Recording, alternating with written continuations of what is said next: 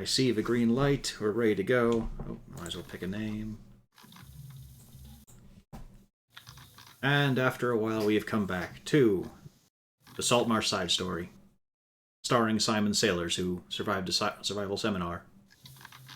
And now on Fire Island. Last time, who wants to fill in the gap? Oh, hang on. Is there an issue here? Okay, it just has a green light saved now. Marcellus. Yeah. That's and right. We had to deliver a bunch of NPCs to the camp. Yes. We decided. Wasn't one also the necromancer? Yes, you have Yeah. made a great new friend. Again. And I have a necromancer with a human skin loincloth, Marcellus, the captain, the crispy wizard with the bubble thing. You know these people have names. We have Steve with us. Yeah. But Steve is not going to be delivered to the camp, I think. We're going to keep him at Smithfield, aren't we? We're going to keep him because he's a very lovely individual. With a thick skin. And lots of HP. A quantity of HP. I'm still not sure that we shouldn't put the Dwarven Revenant's head on that Minotaur. Well, I mean, the issue there was it was missing a leg. Well, that guy's missing his whole body. Might affect your stealth rolls. But yes, the party's decision, after, of course, engaging in a bit of fisticuffs with a necromancer and his undead horde, and then realizing, you know what, let's not do this. It's fine. We've got you beaten. Sure, I'll cooperate, why not? Found the Dwarf Revenant, who was meant to be basically an interviewee, or an interviewer, for applying heroes ready to serve in the front lines of a war that seems to be over. Quite a while ago. You realize with Beryl and Stavor and other people in tow, it's quite a train of people you've got behind you. Maybe head back to base camp for a bit.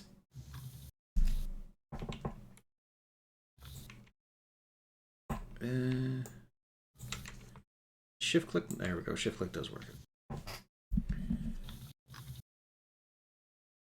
And of course, as you emerge out of the Dwarven ruins to discuss this, talk about your potential logistics issues, it's still daytime.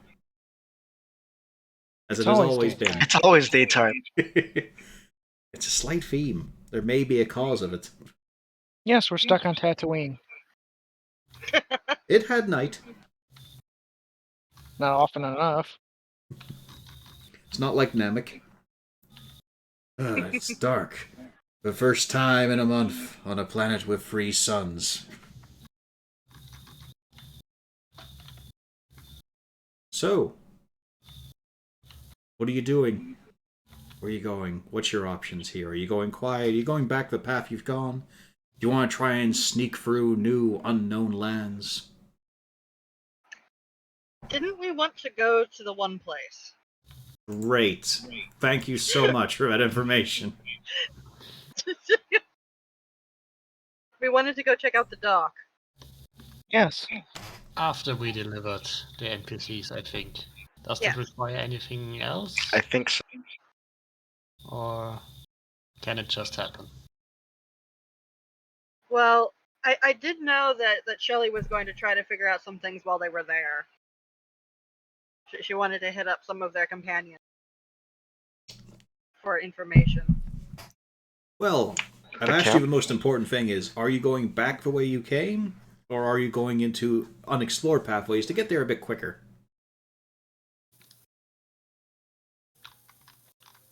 Because to get here you went along the coast. You don't have to go along the coast. There's a horrible deep jungle there with many smokestacks. And also you still hear faintly to the north a great conglomeration of Noises, voices would be too strong a term for it.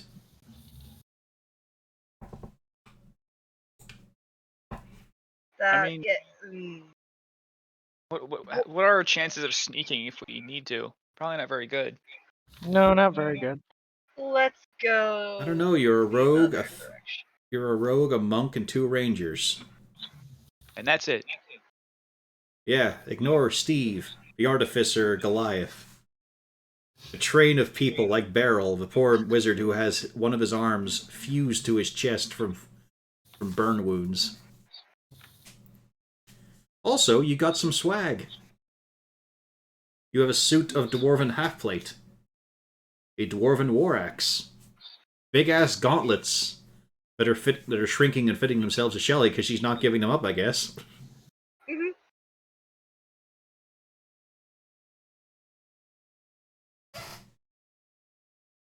And you'll be able to learn about those as you go.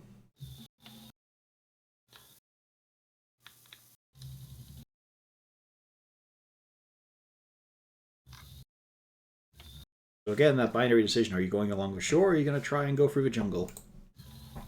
Let's go for the shore, I'd say. Whatever has the least things in between us. I mean, if you get technical here, the shoreline would have more things in between you because you're at a longer distance for it for a longer period. You might not Less go into the jungle. dangerous things.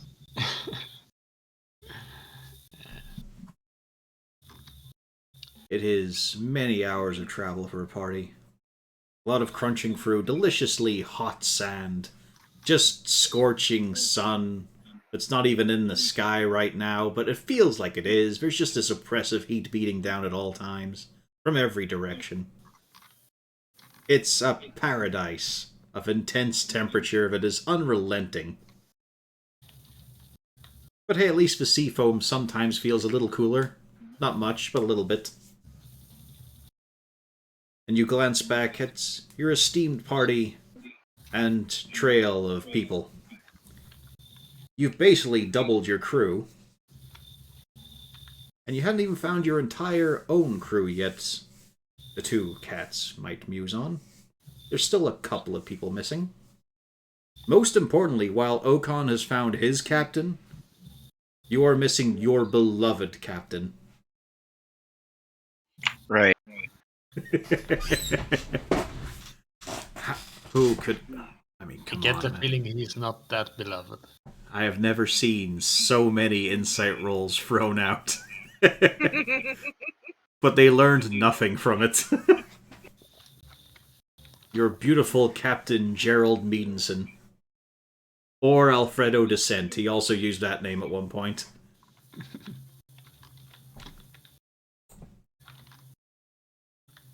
Anything to share vocally? Talk things out a bit as you're trudging along?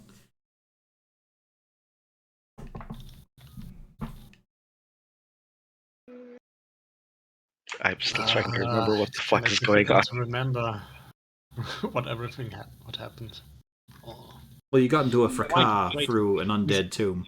We still have that head from the dwarf, I think. Yes, also he with is us. Yeah. currently mounted onto the ladle that is stuffed into the backpack on Mulch. Is he okay with this? He's... I mean, he's a dwarf, so he's grumpy. He didn't... It's great company. Yeah, this is not how he expected his glorious career to end and continue, but you know what? You make do. I more mean, does he want somebody else carry him and not on a ladle? Jesus Christ. I mean, you're the only other person who can talk to him. The fucking mental image right now. So I asked him if he would prefer to not be stuck on a ladle. I prefer my body. I prefer a nice, strong form, but it's not an option right now, so I will put up with this mounting. Gives me a roughly, an eye level roughly consummate to what I used to know. Okay, I just wanted to check that you weren't horribly uncomfortable with the situation. You can roll insight if you want. Okay. Where's that? He fucking hates it. Well, you can't be Who comfortable. wouldn't? To be fair, who wouldn't hate it? Seems fine. Okay. He's dealing with it. He's got a lot of things to process, so maybe the ladle isn't the biggest issue. Yeah, but I was trying to be nice. Like, I don't want to be, you know. Don't want to be like your other character. Or that other character. Zarin was nice. No, Zarin was fine. It's Rain I'm talking about. She can sometimes be nice. She's trying to play a nice character for once. The wizard is shit-faced drunk. It's time I get my revenge on him by getting into one-on-one combat. That's the wizard. That's different. And then she got punted while shrunk. I'm still salty. She is still salty. That's Yeah, the fact that she is can- still salty, sure. Not to mention, every time she tried to dispel his drunkenness, he counterspelled.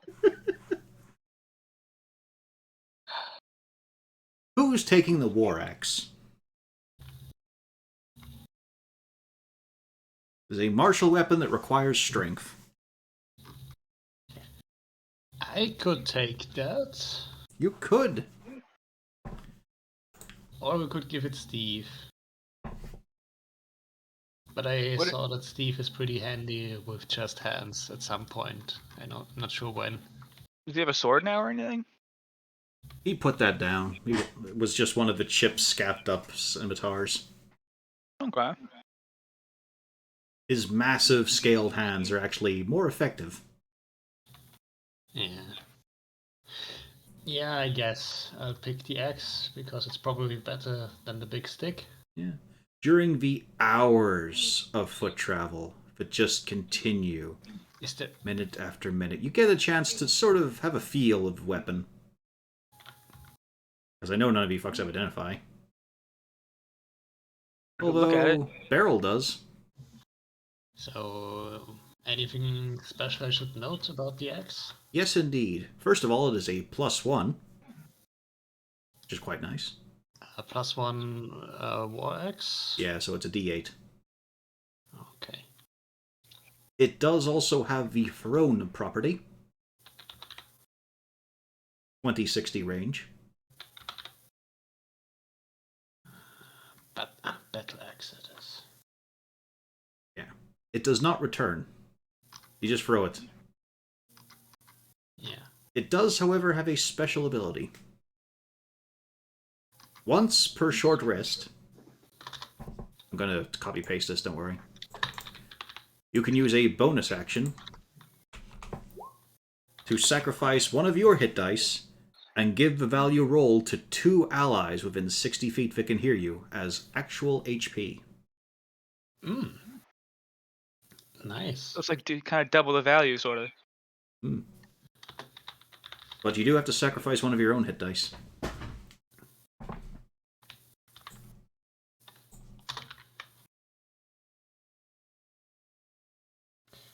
That doesn't include Constitution, I suppose. Nah, it's just the dice. Alright.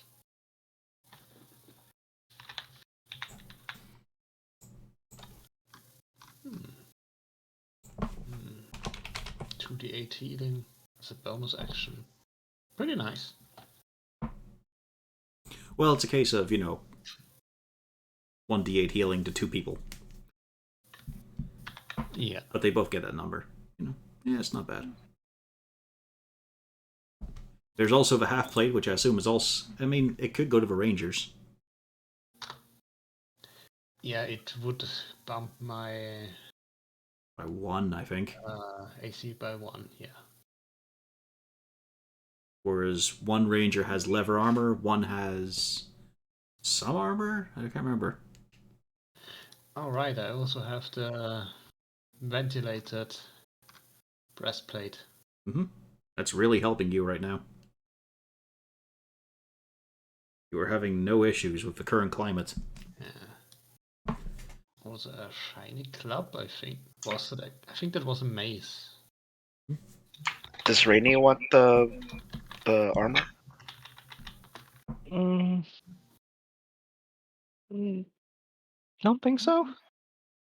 It's half plate, so it's, what, 15 plus 2? You have the dex. I got the dex. Oh fuck, I actually don't have the proficiency for the battle axe. Because Martial weapon. Alchemist is completely shafted. If he doesn't. Alchemist is just amazingly good in support. Mm-hmm. It's good if you're playing it as a caster. Which I am not. But who knows, maybe if you have a chat with the dwarf head, he'll tell you about how to use an axe correctly. Well, it could also be a property of the axe to get in it. Don't be ridiculous. What do you expect it to be, magical? A little bit.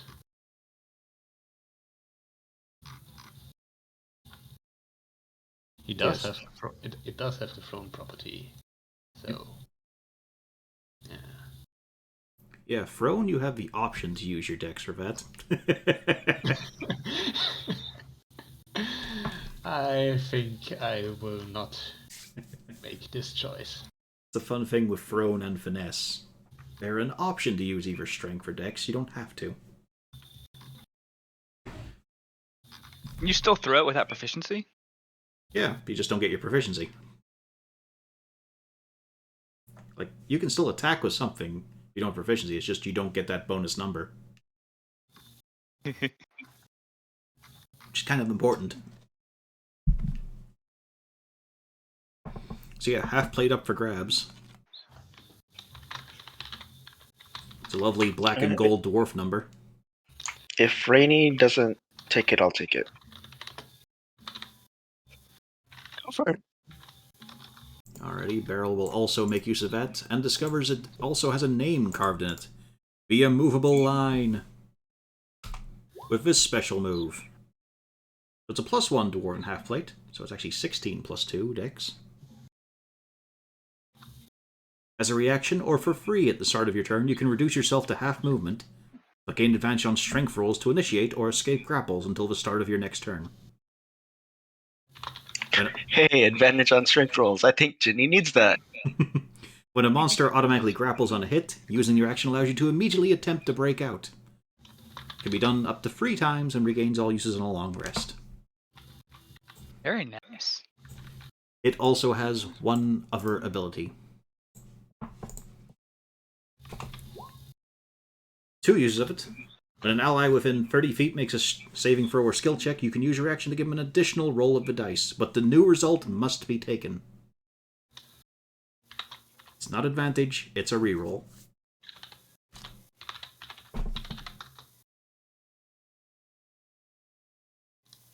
This might also encourage Jinny to not be 90 feet behind the party, shooting arrows.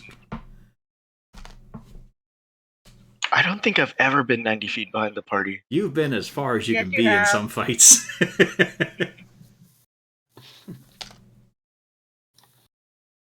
Like, I'd say that you and Rainy are meant to be the toughest members of the party, but then HP rolls are apparently cursed with you two. I think Shelly's ahead of you. I am. I think Shelly has the most HP, besides maybe Okan. Okan has one more than me. I have 60 HP. And he's on a D8. But I only have an AC of 14. Mm-hmm. Which might be the lowest in the party. And yes, did you note down what your gauntlets do, Shelly? Let me check the sheet. Yeah. Make sure. The gauntlets have 2 uses of Compel Duel with a DC 15. Apparently I did not, so hold on. Let me write this down. What's your strength to 19, like Gauntlets of Ogre Power? Oh yeah, I'd already done that. So what was I have one cast of what? 2 casts of Compel Duel. DC 15. It's a paladin spell. Very fun. Okay. Resistance to poison.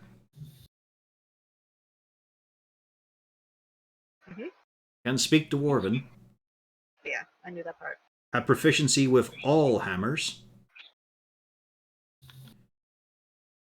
from light hammer to maul. But you also know you have disadvantage on deception rolls against dwarves. You cannot lie to them effectively. Or at least without great effort.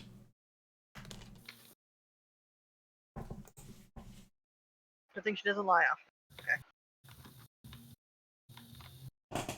Mulch, you got fuck all. I can shoot lasers out of my hands. And you've got those tongs. They're really good. Clack, clack, clack, clack, clack, clack. Who knows what you could touch with those at a distance? Not a big distance, but a slight distance. I'm going to succeed in stealing with them one day. But every time you fail, just remember it'll be he has to test them. He cannot resist testing them. It's not even sleight of hand. It's just it's a constitution roll. Yeah, it's just willpower, pure charisma. Can I resist clicking the tongs to make sure they work?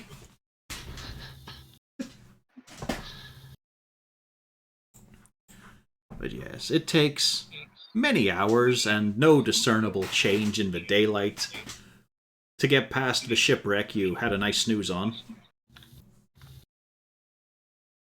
And then you continue to push on past the point of interest that you all completely ignored. I'm not going to go over it again. I'm not bitter at all. I mean, that was a nice little sequence, a unique moment, and the party just fucking ignored it.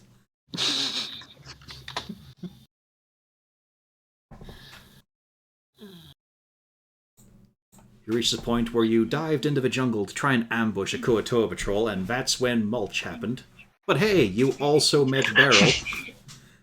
When mulch happened. That's when he first tested his tongs.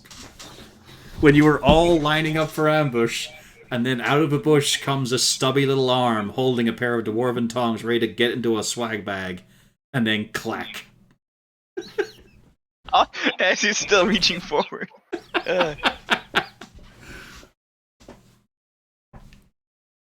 And fatigue starts to kick in after you pass that little peninsula part.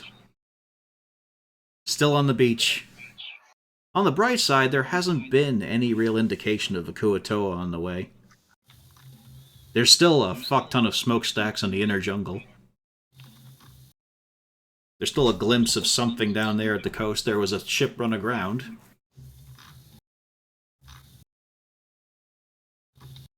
But at this point, it's a case of feet need to be taken from the ground. Legs need to stop moving entirely and just take the weight off it. You realize, thanks to the daylight, you've been walking pretty much an entire day. You assume. It's hard to tell. You look back at the rest of the people in your entourage. The sailors are struggling. Joachim, unsurprisingly, has not lost a drip of sweat. Although he does seem to be a little bit singed around the shoulders. Subject 103 seems perfectly fine. He is kept close to you, Mulch, which has also made the temperature far worse.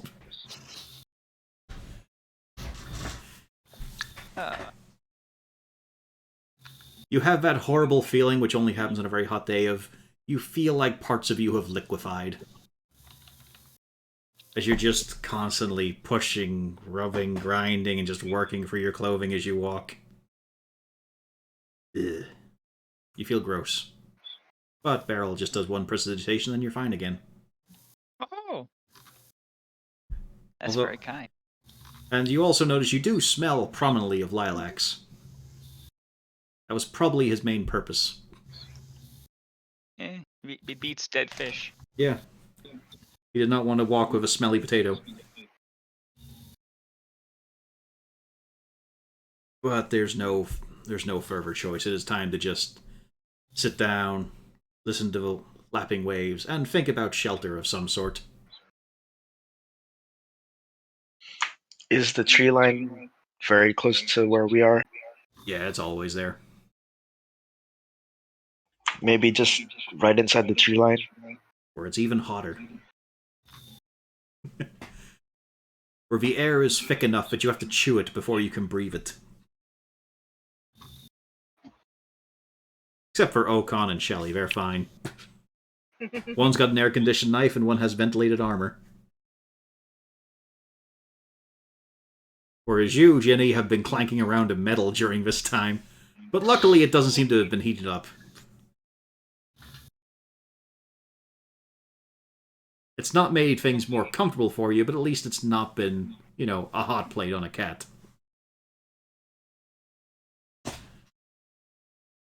Yes, you settle down. Any watches?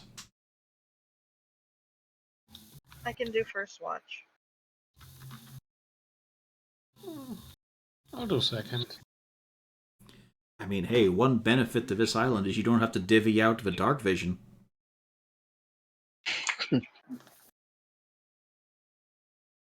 We actually have quite a bit of dark vision, I think. Yeah, 3 of the 5 party. Alright, Okon doesn't have dark vision either.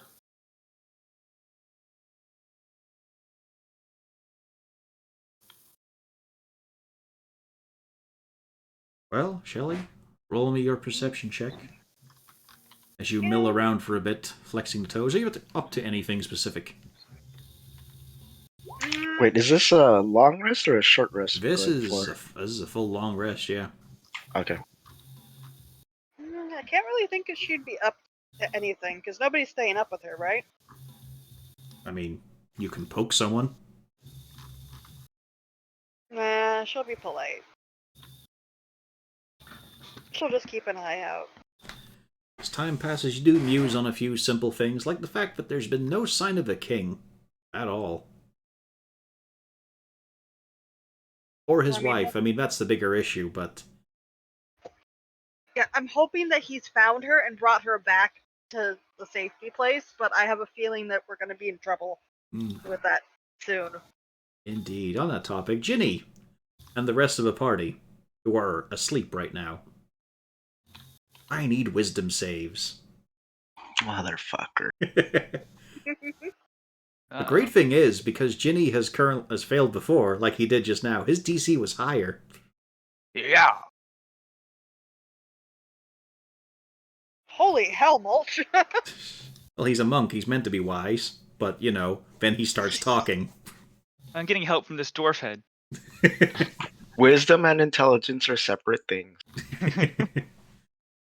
He knows not to touch the stove when it's hot. Wisdom save from Pio?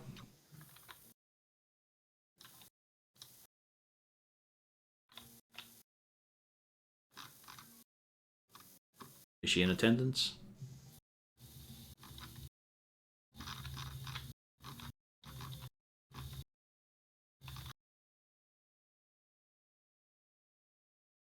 Is she muted? Nope. Pio? Mm-hmm. You alright? Yeah. Yeah, wisdom save. Oh. Have you been listening? Half on, half off.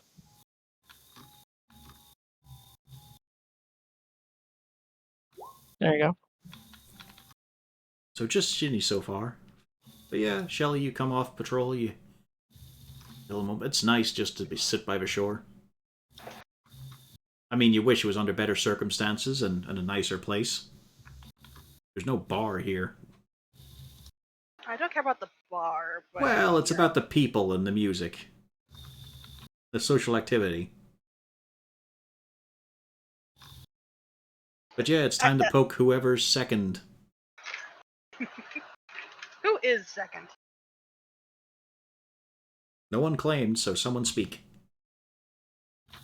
I'll go second. I said I was going to take second. There we go, then. We actually have 2 characters doing second. There we go. I wake up both of them. Okay. Alright. Perception at advantage from one of you.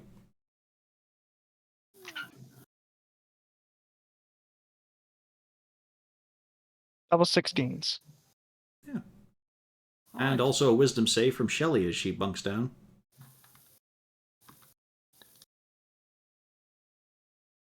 I'm in danger. You are, because you also failed the previous save, like Jinny did. And you're not I'm close. very salty. And you're not close enough to Steve to use him as a teddy bear, so you don't get advantage on your dreams.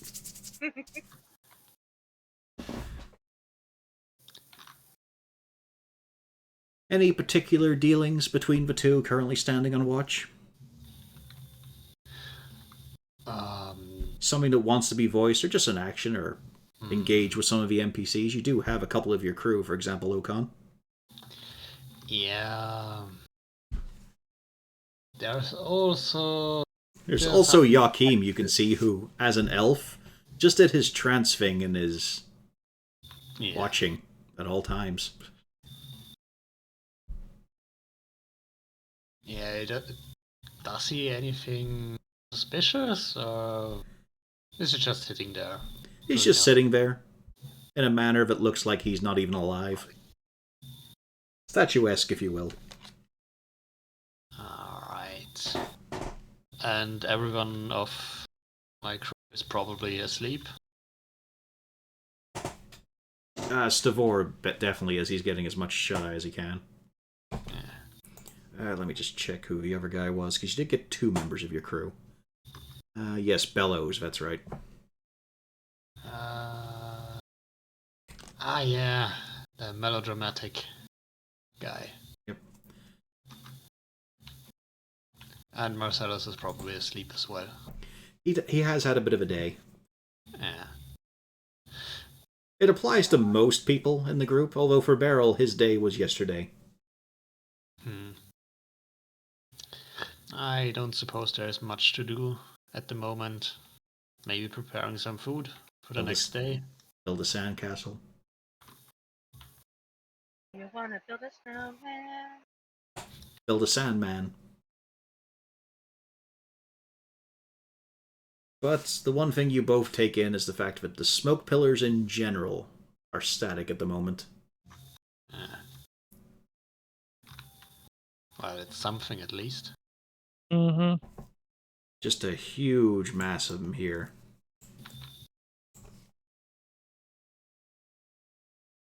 You can also see, let's see here, yeah. The line tool looks very different on this one. Quite a bundle down this way too.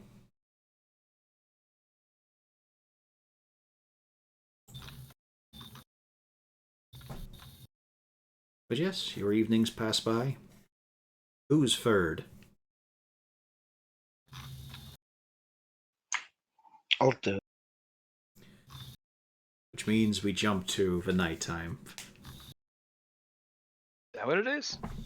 Sort of. For Jinny and Shelley it is, anyway. It's a beautiful dark night with a full moon. What? It's been a very tense month. Honestly, every day for the past year has been a real moment where you've just felt your heart clutch in your chest.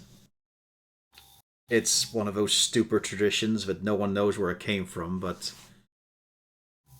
when you come of age in this village, you get dunked. You get taken out the Great Bay. Just for a moment. I mean, everyone blows it out of proportion, tells stories about kids who drowned, of course, but you know that's just made up. That wasn't the case, but it has terrified you at every moment. You laugh it off. You say, no, of course not. Everyone's made it out. Sometimes they struggle, but their head's under the water for a moment, and then they're pulled out again, and maybe to just panic a bit. But you sit in the rowboat with the other girls. The boys across the bay in another boat.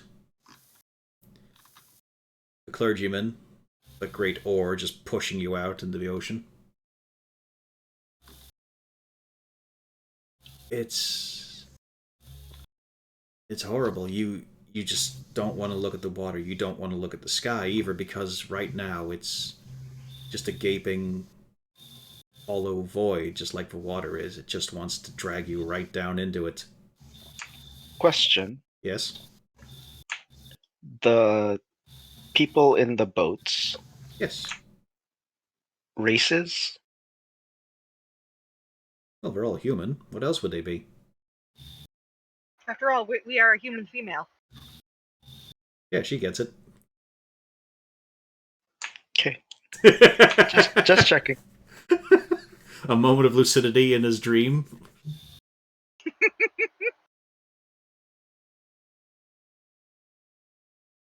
And yeah, the rowing continues. The boat shakes.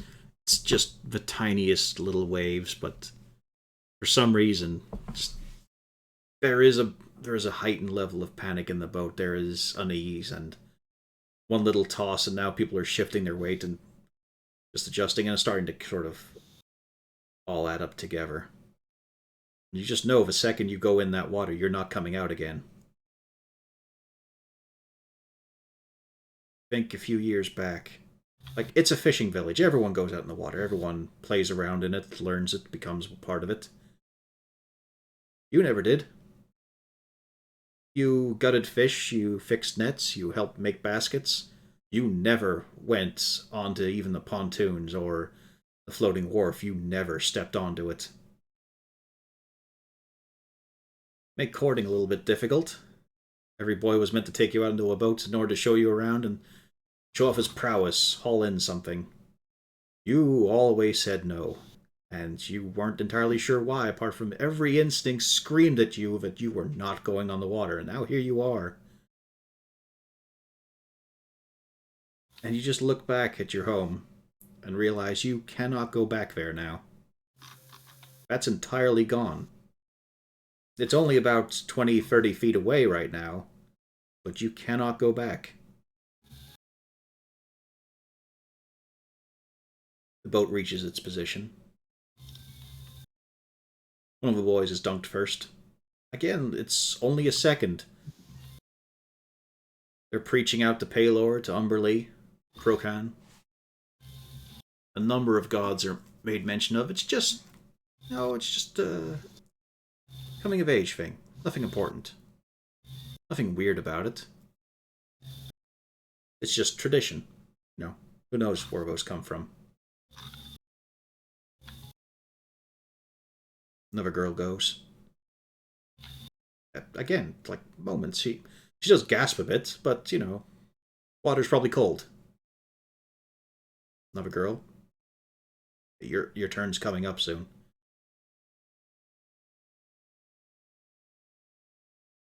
Then your name's called. You don't quite hear it, but you know it's yours. You stand up. You're able to walk across the length of the boat pretty well. Everyone else sort of stumbled and toppled. You're on that small little flattened keel. He's saying his holy words. He's all smiles and reassuring.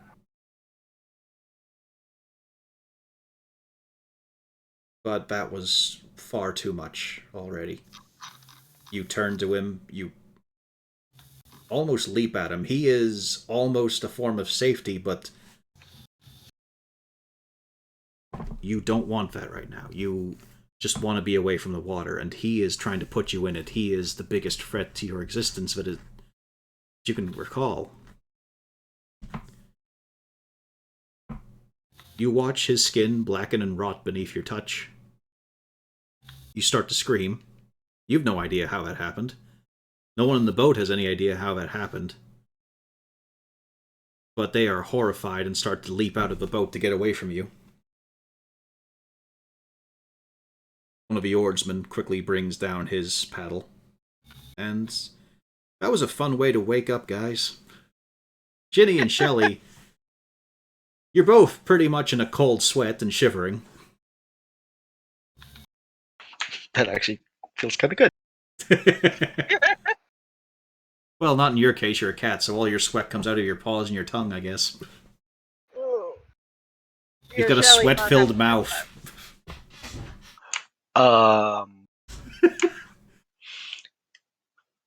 I look at Shelly and I just say, dream, Yeah, water, yeah, boat.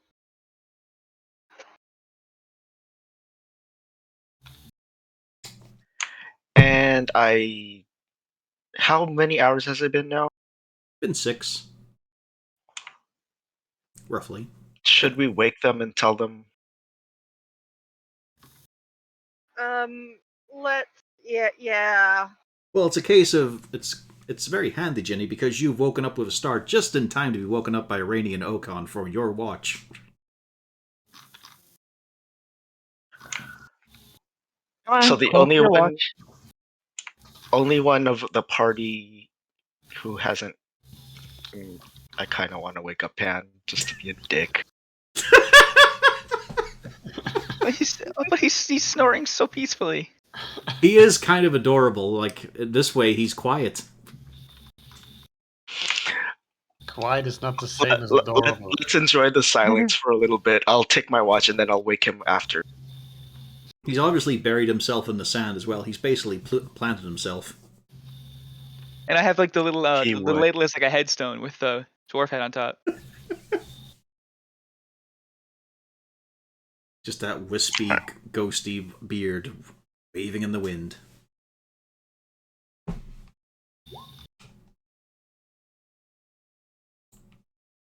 But yeah, no immediate words for Rainey as she gives you a quick jostle.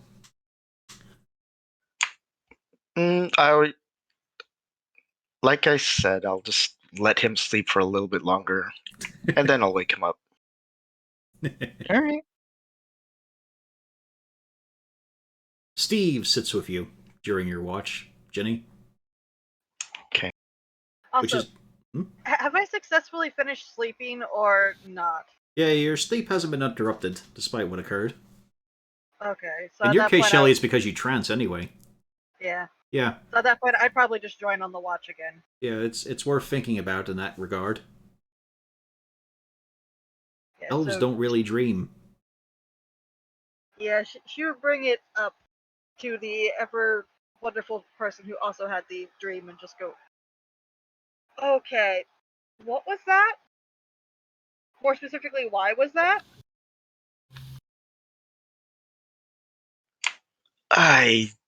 I don't know.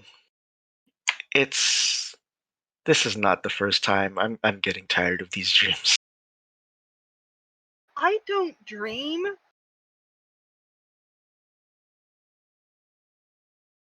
I'd like to point that out. I don't dream. Someone's trying to tell us something. Do you think this was related And to... I'm trying so hard, I really am. But they just don't take notes, they don't learn. Oh, we're learning. Do you think this is related to the king's wife? Oh, it most definitely is. This is not the first time I've had the images of black ooze and stuff from people. See, Corvus, I remember that dream. Good. Now, what was Vat Sailor's name? That one sitting there. Yeah, no. Name one of your crew. The Captain Sleazeball. Steve. I need a name. One of his actual names. You can't even name Whooperting, and he's been with you this whole time. He's only halfway here now.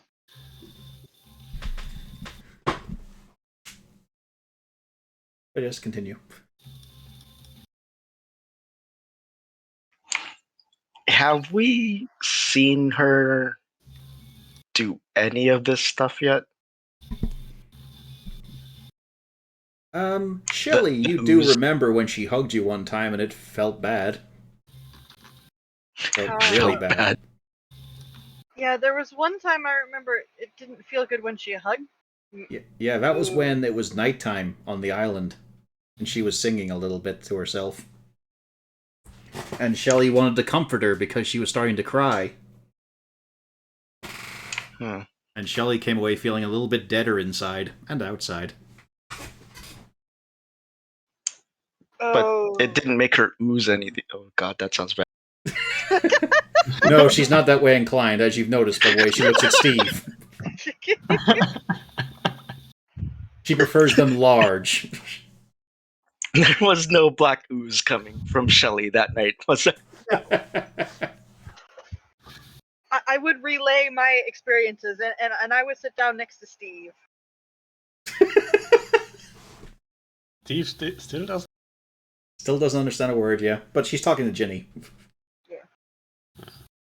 He's just there, building some little sand shapes. I would be watching as we have this conversation because this is awkward as fuck.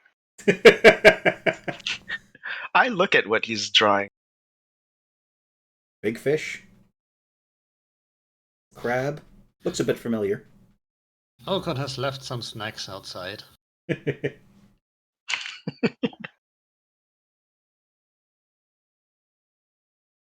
It's a bit clumsy, but you think it's meant to be a lizard folk head. And then he starts drawing what looks like a captain's hat on Mm. Jesus. it.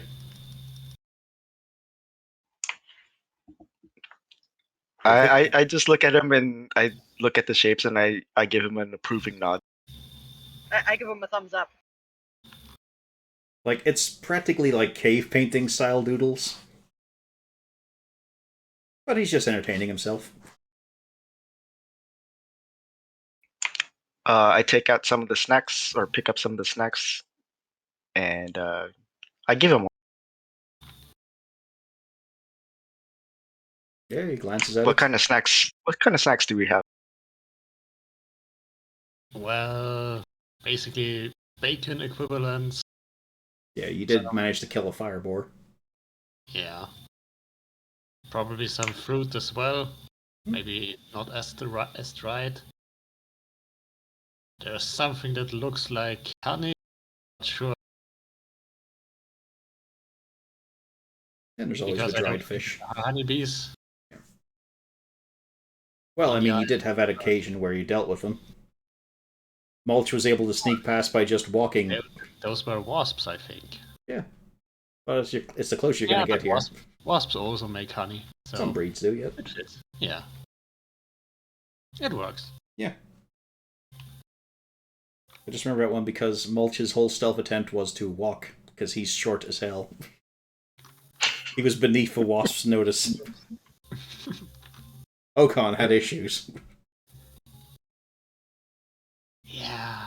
Half giant in a jungle. You blend. Natural habitat. I mean, elephants do it. They do, but they have more natural grace and agility than Okon does. True. Well, it is the legitimate natural habitat of a Tutabaxi. You wouldn't think it, though.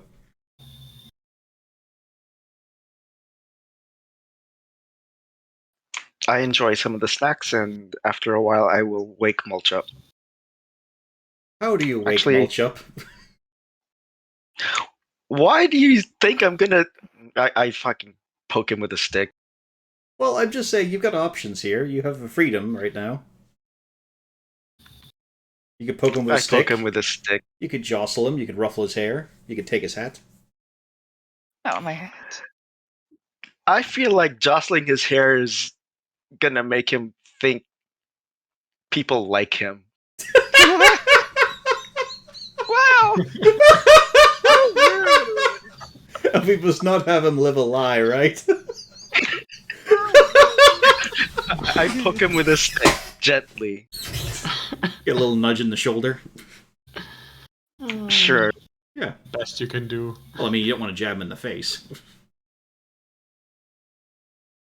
And then I wake everyone else up Without a stick or with a stick? without a stick. Damn The stick's you. touched you. He's not contaminating it. Can I keep the stick? I lay it in front of you and I say you have to use the tongs. This is a satisfying offering, peon. You may go. And I pick it up with the tongs. And you wonder why Mulch doesn't have many friends.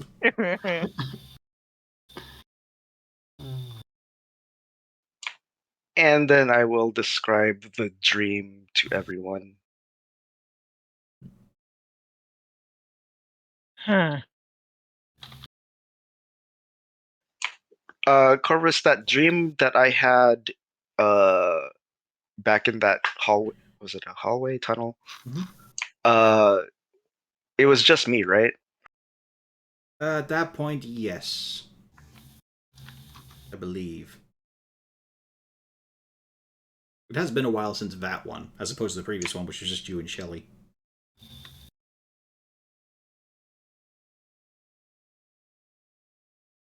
But yes, you explained this fun little jaunt you and Shelley had into the realm of dreams.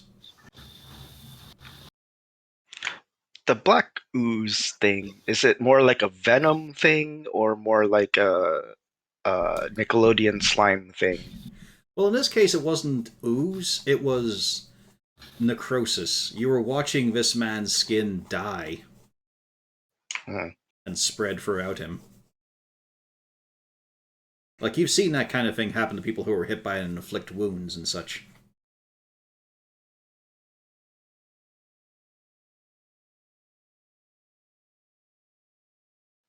And I will bring up that I'll look at Shelly. You kind of had that feeling when you hugged her, right? Yes.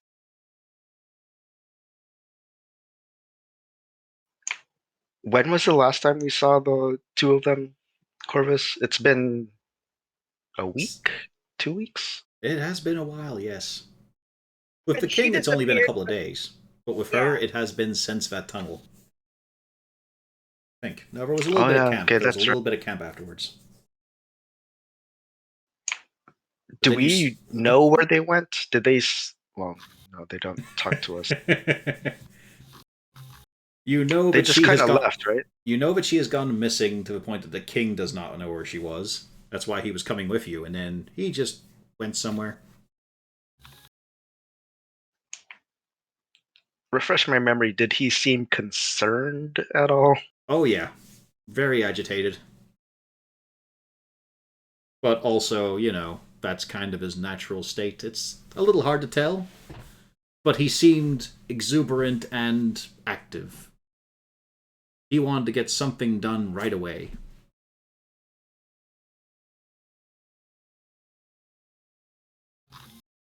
He also vomited less often, so maybe that's a sign of concern. I mean, it's probably because he's not kissing the girl, but I'm not sure if you can class it as a kiss. Also, whenever you question Shelley about the hug, Steve's big arms come around you, Jinny. He knows that word.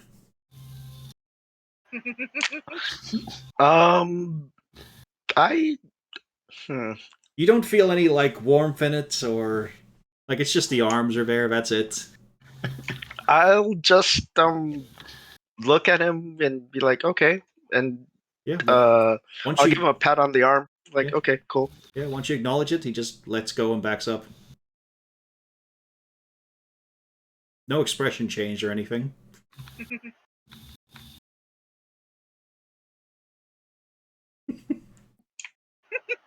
Jelly giggles. There you go. That's a thing you know he can do now. He knows the word of hug.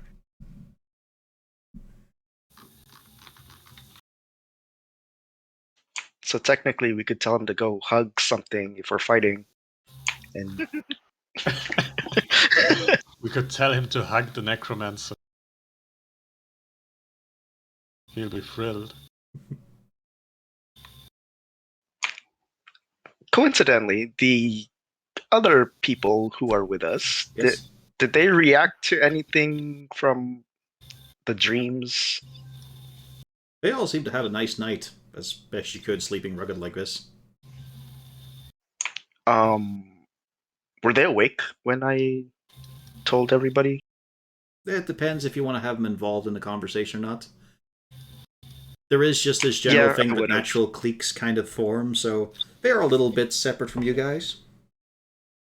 Yeah, I would have woken up all of them Yeah. just to see if they had any similar experiences. Nope. Well, he's talking about the NPCs. Generally, the consensus is no, they've had weird dreams before, of course, with alcohol and other things. Marcellus and Stevor conflab for a bit before coming up with... Like, they've not had any dreams where they've really felt they're someone else. Joachim, however, is intrigued. Like, he has a big smile on his face as you talk to him about this. Very fascinating. Necrosis is the touch as well. That's a lovely touch.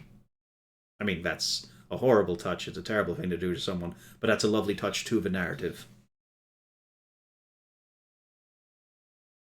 So, I'll look at him like, you're weird. he is wearing the skin of his previous husband. Yes, he's weird. I know.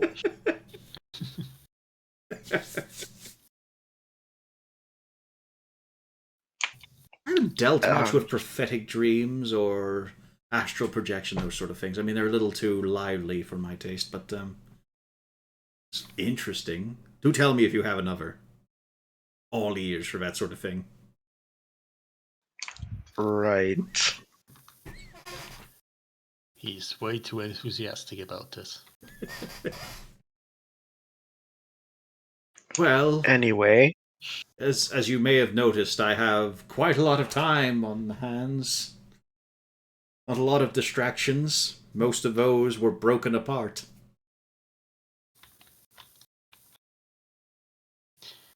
Yeah, I think the necromancer is still salty. I wonder why. I mean, you could always just ask him. Although I think he was very clear why. It took so many hours and days to find anything usable on this hideous island. I don't often have the issue of running into corpses so old they're not useful anymore.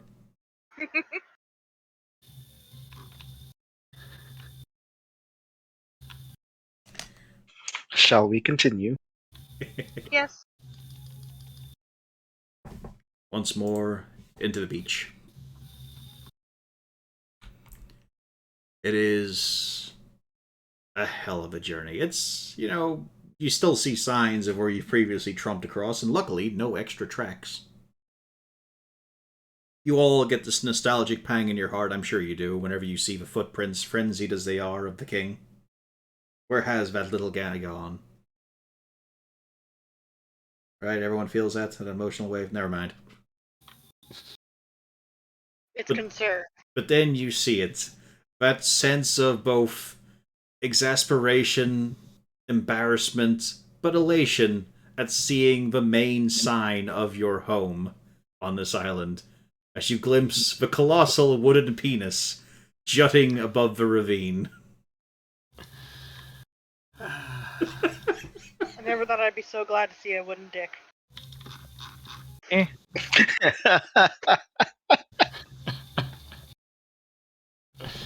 Well, I mean, it's not as comforting as a live one, but it'll do.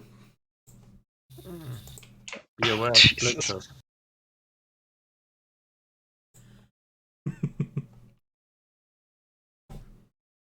Let's... So the party happily arrive. A few things have changed. It's only been a couple of days, but there's a bit more driftwood furniture put around.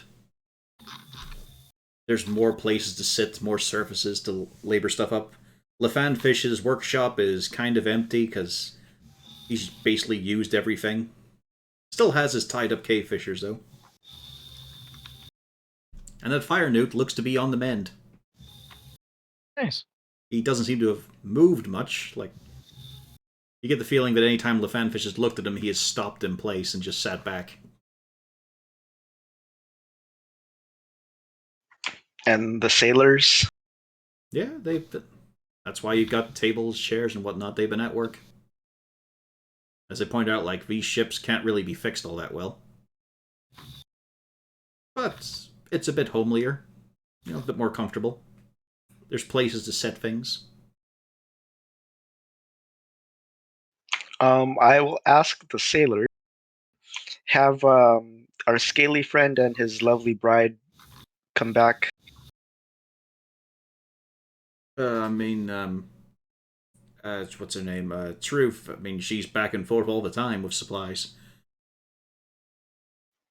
Not her. He means the king. Oh, fish. I mean, you've got to be specific, sir. No offense. Yeah, fish scales. No, I've not seen Little Critter. Or his, frankly terrifying, spouse. No sign of either. You've done well for yourselves, though. That's a fair crop.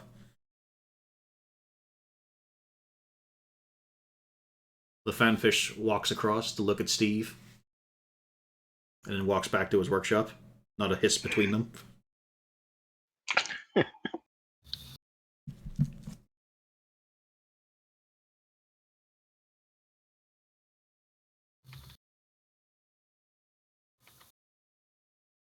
And the rest Well, of if this. nobody- Yeah. I was about to say, if nobody's going to say anything, I'm going to go to the fanfish and say hello. Hello.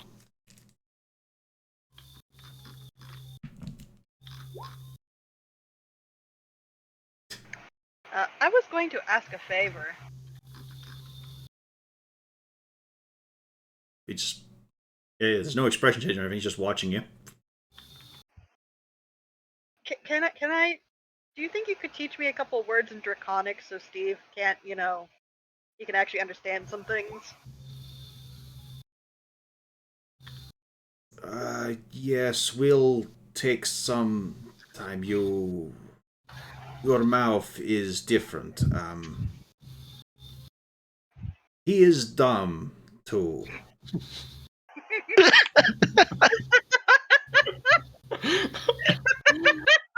Like our whole fucking party. After a moment, she just kind of pauses and says, he fits right in. Hmm. You can see, like, there is a little bit of a change of expression there in him.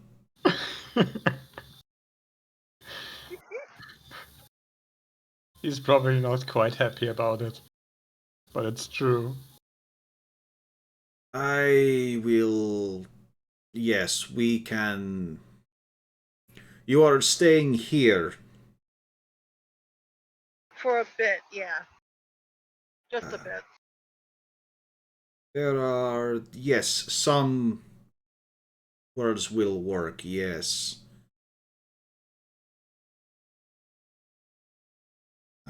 Just looks over his workshop.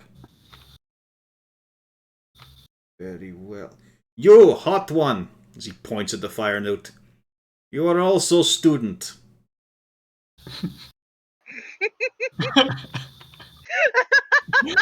And you, as he points at the middle of the three sailors.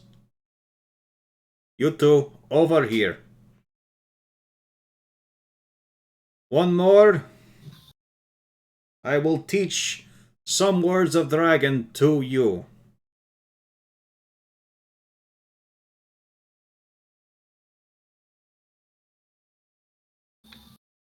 That's a lot of responsibility. I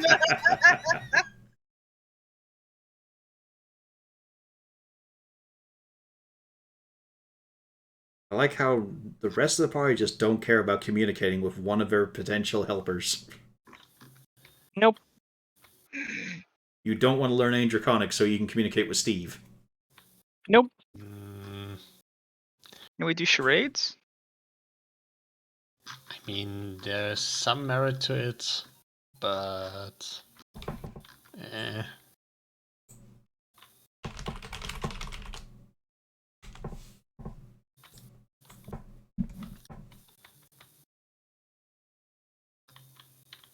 I thought Shelly was trying to talk to Steve. Well, she is one of the students. Yes, I am. Oh, okay. And you better be careful, or Shelly's about to appoint one of y'all to be the next student. Let's let Wooperting do it.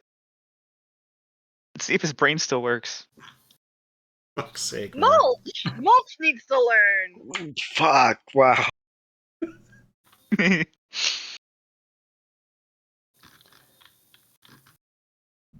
Mulch likes I learning things, right? Well, it's a key thing to think about here, in that if you're sitting down here planning on things to do and you're going to spend a bit of time, this class offers you something to do, Otherwise, you have to come up with something yourself and suggest it. Could Okon try to learn the axe from the dwarf or learn dwarfish?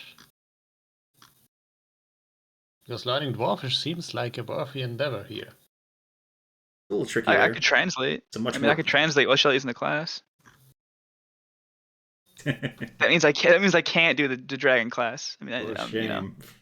shame. Okay, Jinny, you're learning. You're learning Draconic.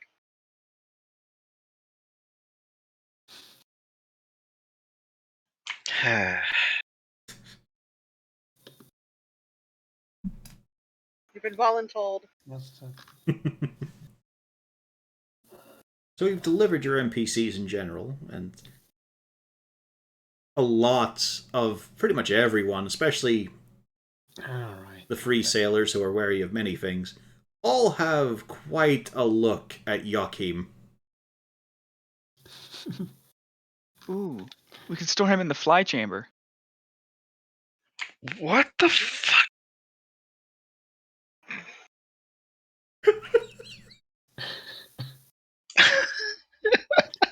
Just the first thing that pops into his head, no matter what happens.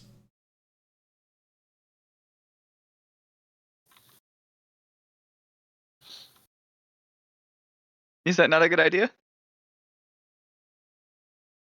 I can't say one way or the other. I like how he actually has to ask that question.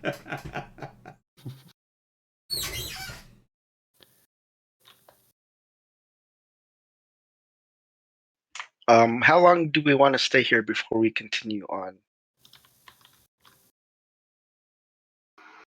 We were going to go look at what was it, the warehouse, and there was a few other places we wanted to check. And the docks. Which are kind of close together, I believe, right? Yeah. The warehouse is on the way to the docks. Okay. There was also that ship that ran aground you were interested in.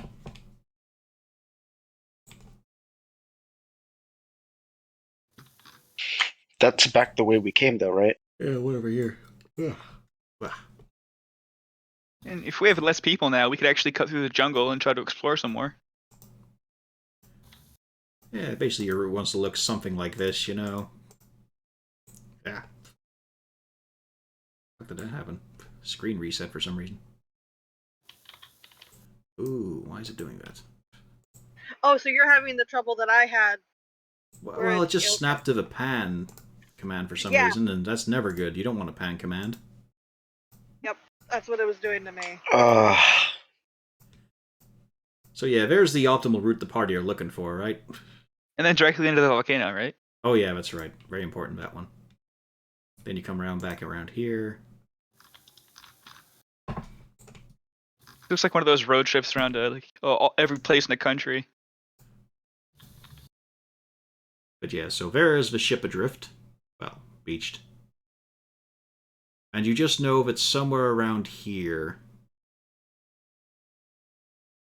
Does it actually show the arrow moving around when I do this? Yeah. Okay. Yeah. That's over everything. Yeah, basically, somewhere here on the southern edge of the island is both the warehouse and the docks. He couldn't give you a street name or anything like that there.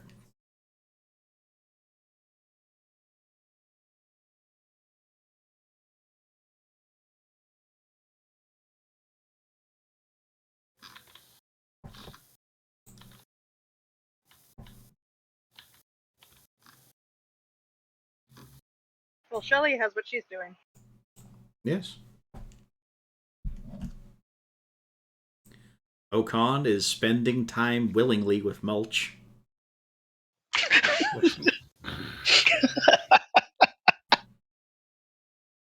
Jinny, I am a great teacher. Jinny might be taking a course in Basic Draconic. Is Rainy doing anything? Not particularly. Would you like to do something? Say willingly is Not particularly. a bit much.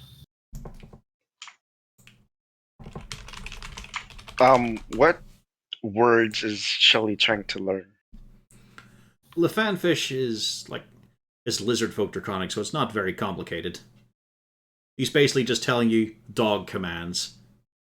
Here, there, Fetch. fetch, stay, pick up, Sit. attack. Leave it. Yep. Leave it. But simpler, but yeah, basically it's very basic things you would tell someone when hunting. Especially if they were like a whelp. There's quite a lot of hissing, it's a bit rough on the throat. Let's see. Just roll me a D100, the pair of you.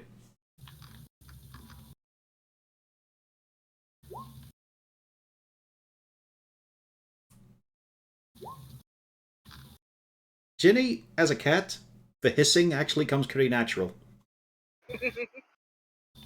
Like, it's not the same kind of tonal balance, but it's kind of clicking in place. Shelly's a little bit of struggle for you, but in general, you guys have got the basics. Like, you're going to have to make use of them quite a bit to try and keep them in the memory, but yeah, you feel like you could give a few simple commands to Steve just to tell him, like, to easily communicate instead of having to pantomime certain things. Yeah. She also wants to find out if there's a word for thank you and friend.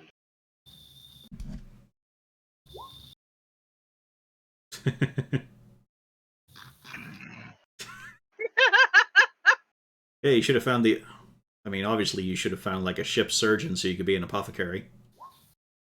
Who cares what you are if you're not a doctor?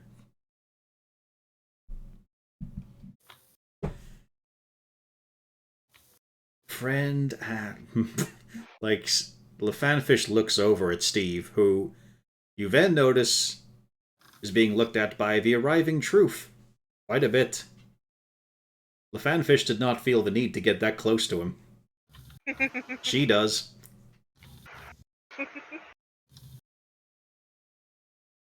Yes, word for friend and thank you. Yes. And yeah, easy enough. Actually, a lot easier on the throat to say. He does linger a little bit on friends, he's trying to remember because it's not a draconic word that comes up much in the tribe. Then he thinks of a few days in the orchard where Simon was showing off in his skills and introducing all his own friends. Yes, yes. Word may not be slurred, but will be communicated, will be simple. Yes, so feel free to call him over. And what is it? Let me see if I wrote down. I'm pretty sure I wrote down his actual name.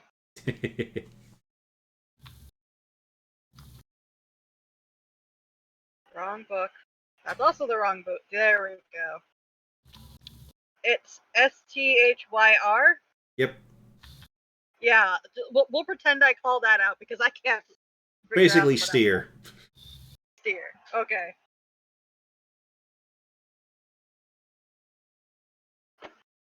He looks surprised for a moment, and then stomps on over. Truth looks annoyed. Like she looks in your direction, Shelley. You may be getting the smaller fish tonight.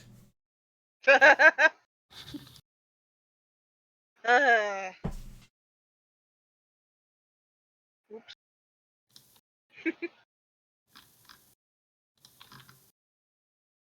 But it's a nice time to be in somewhat more civilized surroundings. There's people to converse with. Whooperting spends a little less time at the altar of Umberly.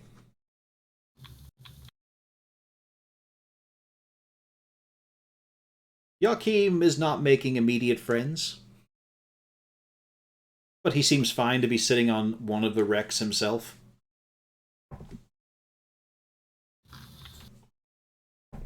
I mean, after all, he said if you can find him materials, he'll make a workforce.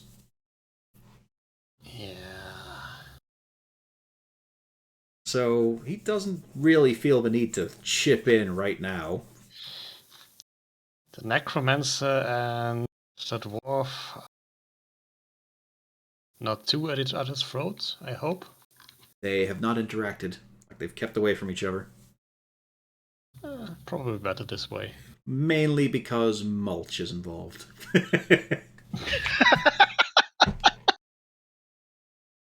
Like, Joachim would have to go close to the uncultured halfling. Who can make fucking radiant light out of his fists. He's honestly a little threatening.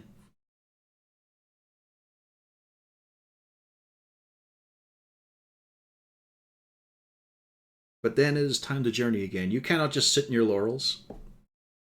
You certainly have enough people to crew a ship, but you need to find one intact, or at least in fixable condition. Yeah.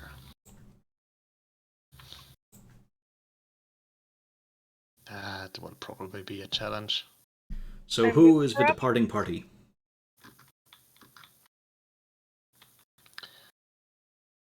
I suppose Steve comes with us? You don't have to. No, he's coming. Yeah.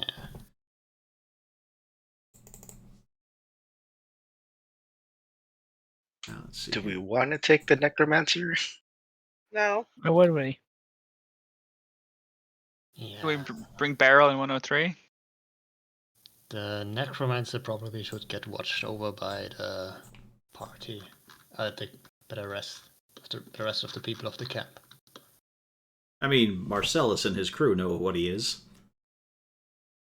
Yeah, Marcelo stays here. And the necromancer did basically, like, you guys made an agreement. He's really not going to cause trouble, Yeah. he says. Just wants off the island, along with us. And there we go. So Jinny and Rena, or Jinny and Shelly, have control over Steve there. Yay. I'll leave it to Shelly. Lazy fucker. He's got one attack.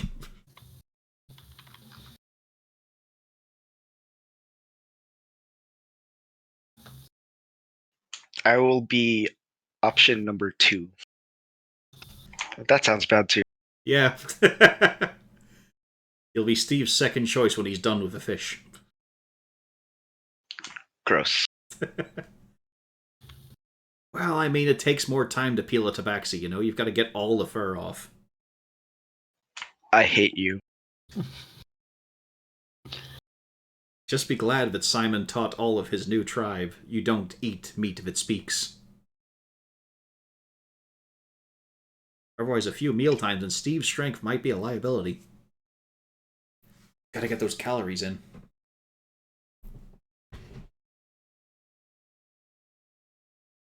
So, you're just taking one lizard folk? Anything else? I'm fine with just taking Steve. Yeah. I mean, what about Whooperting, just for dwarven reference? Right. Although we have a better dwarf now, you guys. Yeah, me. We could take the skull with us. We did want to stop by the other, whatever Yeah, it's Azure. spoken like. Yeah. I And checked. I faintly remember a plan to ask if the Aether can make the dwarf basically an animated armor he controls. Turn him into Robo Dwarf. Yeah, I mean, just keep him in the backpack for now then. Pretty easy. Yeah. There's a contraction there. Like a contraction combination between dwarf and droid. Roid. That you're wrong. Roar. No. Roar. To go alongside Autognome and Cobot. Or Droid. Colbot.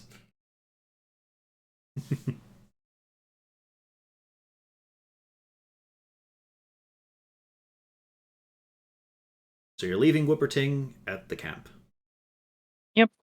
Yeah. He can rest. Portable dwarf is better. Barrel and Subject 103. I don't think the Crispy Wizard is particularly travel ready. I mean, we could just take 103 and leave him. What's the Well, worst that can happen? Well, he does know a bit, I think. I don't remember what exactly he knows. He's just an intelligent scholar. a nerd, if you will.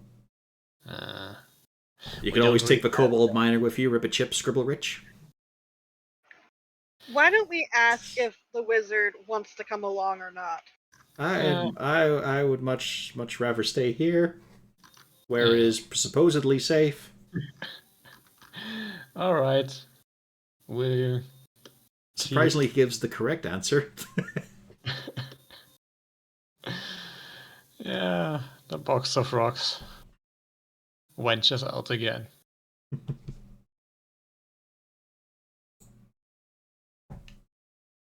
We do have a combined negative intelligence modifier, I think.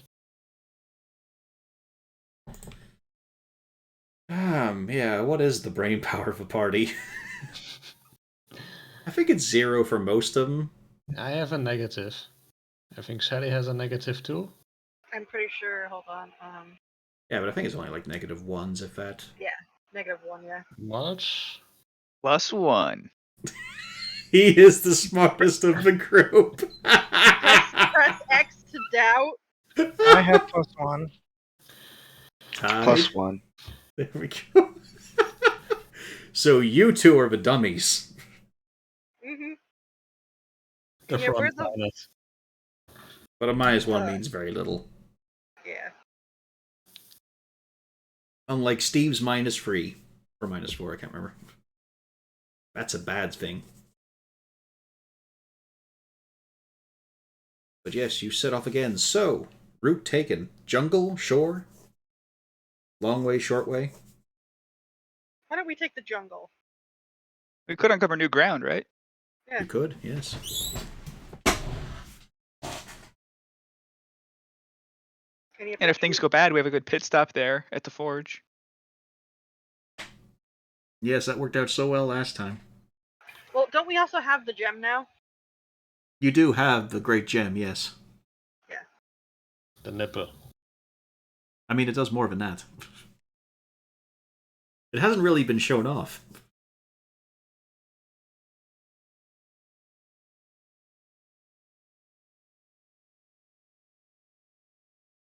Well, I assume you guys want to try and stalk and claw your way through the jungle. Yeah, let's find some more ruins. Let's get exciting.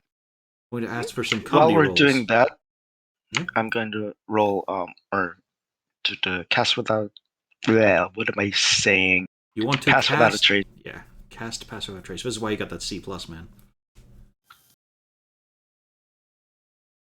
You're no honor student yet. You're not even a doctor. Come on, what the fuck's wrong with you? Put some work in. Hey, I'm working on the piano and the violin at the same time. Leave me alone. Pick up that scalpel too. You could also be playing soccer with your feet while you play the piano and violin. Fucker. What about that chess move? Come on, time's ticking. You know, you have your mouth open. Harmonica's right there. That's gotta be Oh classical. no. But he could play piano with his feet. But yes, I will need a stealth roll from everyone. You're getting +10 from Jinny, which might be needed.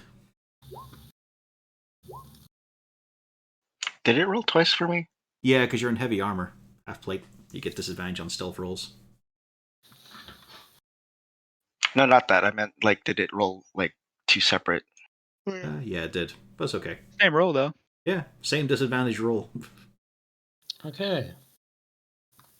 So, in full, like, dwarven half-plate clanking about, Jinny still doing better than Shelley, who is wearing some parts of a sahuagin. Nothing. Okan is in fact doing better than her, and he's about 8 foot tall. Shelly still hasn't gotten a better something to dress. Anything. She doesn't want to. I mean, Yeah, clothing has not been an option, has not been an issue at all for his puppet. Everyone is and fully you dressed. Yeah, and you have to remember that frequently sea elves don't wear a lot. Because they're in the water all the time. So she's used to being half naked. Although I will say that despite finding a great hoard of clothing and gear, Jinny has yet to find his favorite boxer shorts. I'm just gonna freeball it the entire campaign. Or in the forest going commando. Be careful, you might be building up a static charge. Cock lightning! forget the gun. Well, it's a narrow opening, it might work. Just don't pull the trigger. Jesus Christ. No.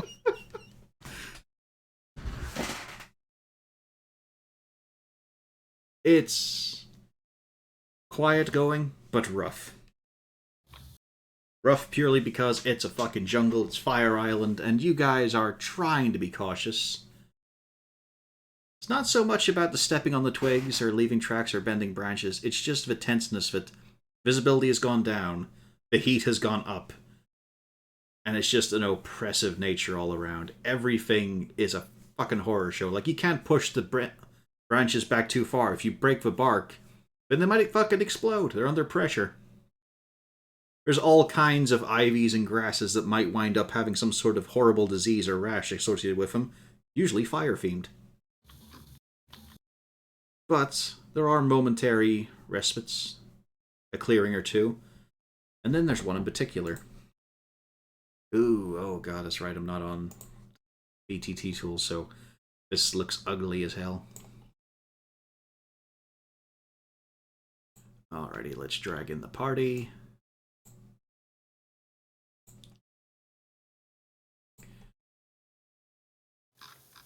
You guys are deploying up here.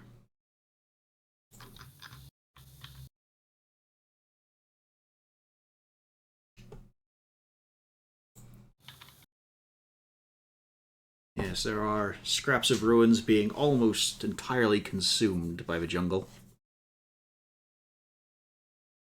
There are some toasty sheep nearby, buying quietly. Possibly a domesticated species that have now gone wild. I mean, look at them, they're ferocious. But importantly, on this road, you do see, coming down the way, a selection of smokestacks. Thin, wispy. There's drums. There's hissing, like, heavily pressurized air being whistled out. There's a march.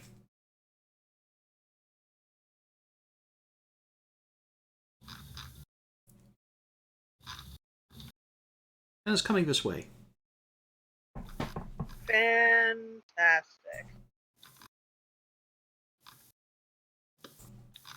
Sheep. Yes. Do we know that these sheep, if they explode or if they do anything? You have not come into contact with sheep on this island before. You're not sure. I'm suspicious. Ditto. So I'm going to suggest that we try to make an ambush. Mhm. If we can, we can come in here and we Ambush can the hide sheep. up. And then that way, whenever the procession comes, either A, if it's too big, we can stay hidden. But if it's not, then we could pincer where some come out here and some come out here and we can, like, surround them. I think we should shear these sheep. Who votes For to what? ignore It's this? just the first thing that comes into his head. It's amazing. However, it's not a suggestion that doesn't have merit. Natural resources are very important. Think about it. With a few bits of wool, you could possibly get towards crafting a bed. We'll consider it after we're not worried about smokestacks enveloping us. Well, I guess I'll hide in these bushes over here. I'm going to just tell Steve to follow me into here. Yeah.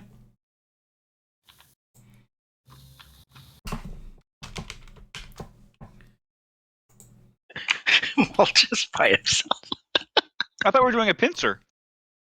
The idea was that we'd all be in here so that half could come out here, half could come out here. But I mean, if you want to go over there, that's fine too. Oh, you mean like okay? I see what you're saying. That could work. Someone wasn't listening, was he? He was playing with the tongs. Click, click, click, click. He was listening, but he wasn't watching. He got distracted by the farm animals. Instincts were coming in. He was trying to make a little rhythm with the tongs.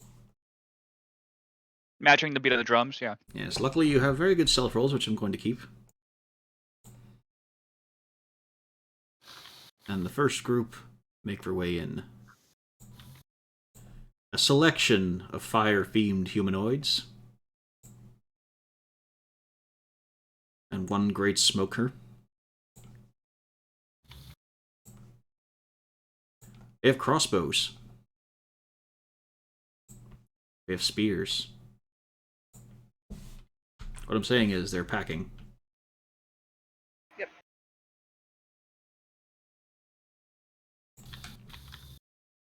Further Maybe behind, armed you. yep, further behind them, though, catching up slowly, are the musicians.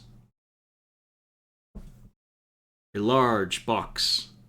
Well, it's a crate being held aloft by 4 of them on poles. But among them is also 3 bedraggled, worn-out people marching with them. They look a fair bit singed. Shelley in particular, give me a perception roll.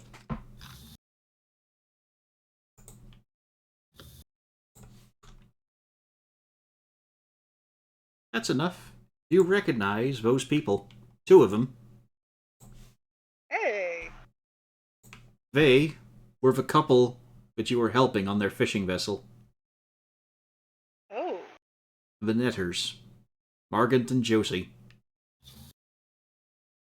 Margit. Margint, yes.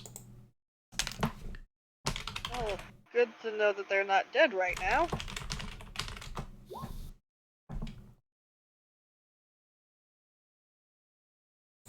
I mean, in the grand scheme of things, sure. Doesn't look like we're in a safe spot right now, though.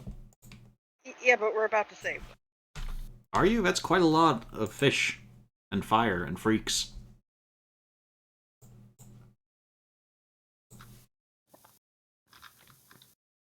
And we're not exactly heroic. Well, yeah, we are probably not that great.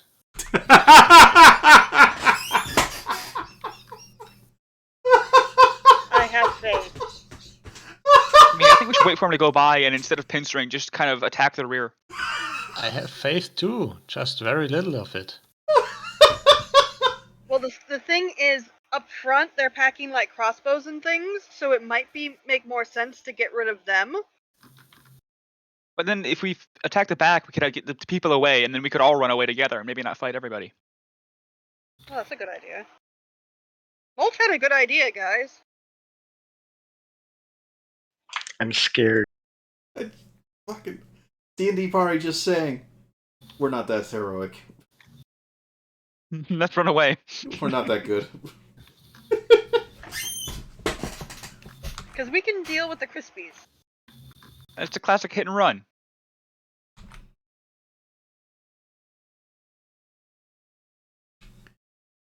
Also, where's Okon? He didn't drag out his token.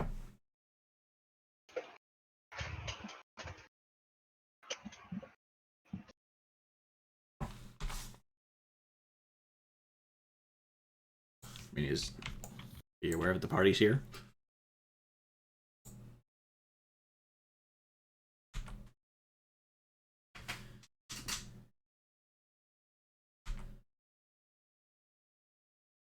As we just keep marching, banging drums, hissing out into the sky, flecks of flame just pouring out of the mouths of the humanoid ones.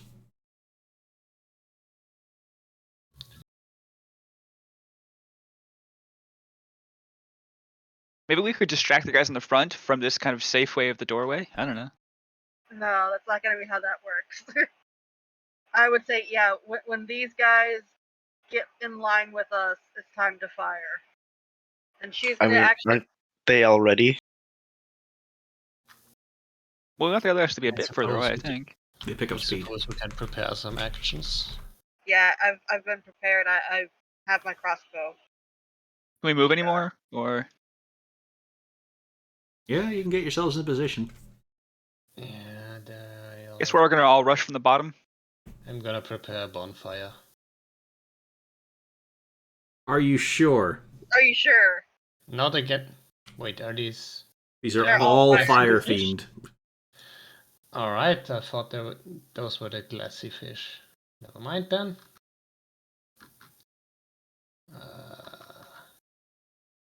Wait, I think we want to get a little bit further and then I go. need to check something because Yeah. I'm not sure if I get another cantrip.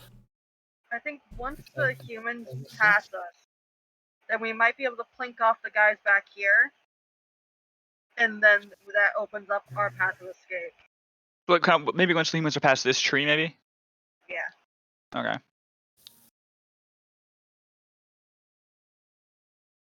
At least our fire guys. So this is the time to use radiant damage. No, Yes. we'll just have 2 cantrips. Okay, yeah, then I'll. God damn it, I have so few options here. If someone wants to try and get a bit more intel, they can roll a perception. Just one person, you have to fight it out amongst yourselves.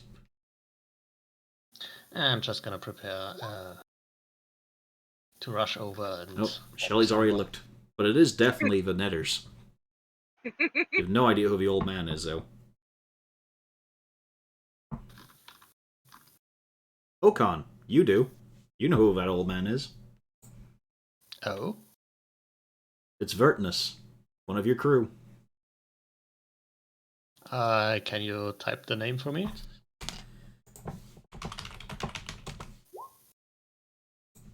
Goodness. Right.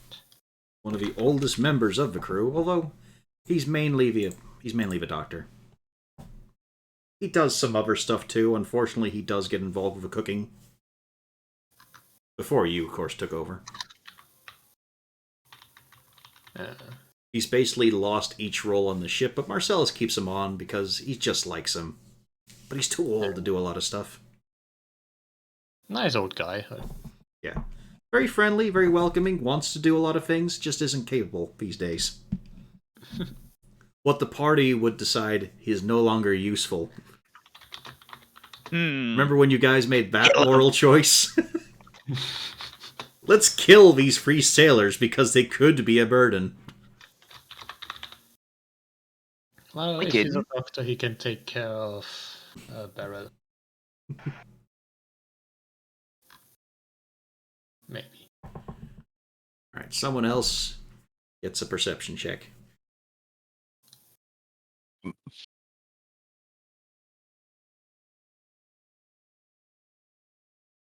Okan, you do see a few pieces jutting out of that crate they're carrying. You see a hand, a bit of a head, an upper torso, all finely wrought and painted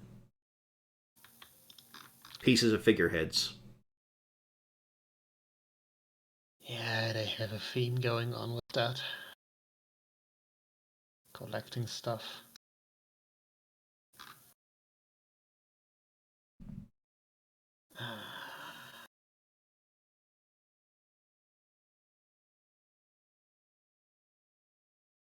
Right.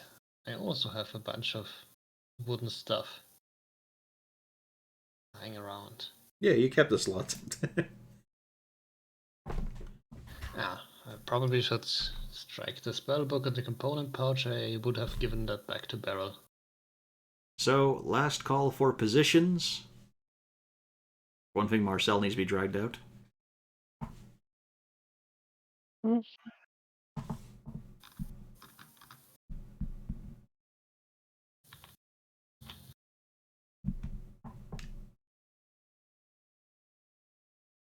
Remember, when you fire, you will reveal yourself.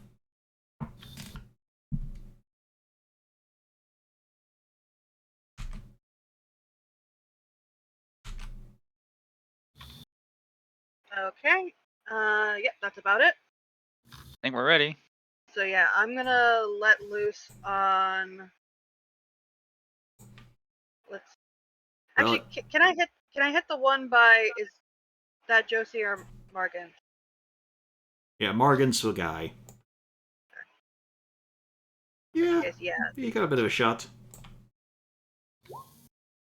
I'm gonna need initiatives, although you will get a round of shooting.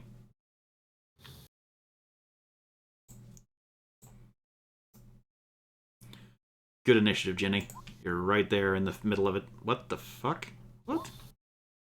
What? Hang on.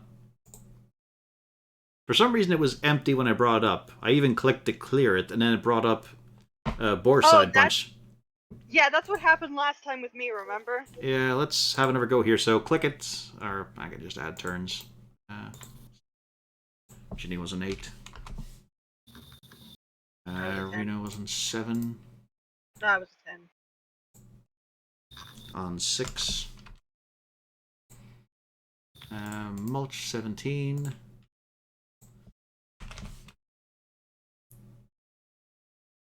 Need one from Ocon, so you can actually get a proper roll here onto the sheet.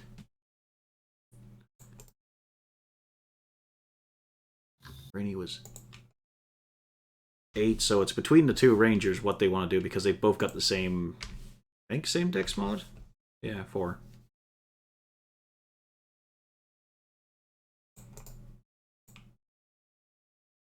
And I mean, these guys rolled like trash, but not as bad as the party. And these guys have negative modifiers. Behold our terribleness. Well, we'll see that in full action, yes.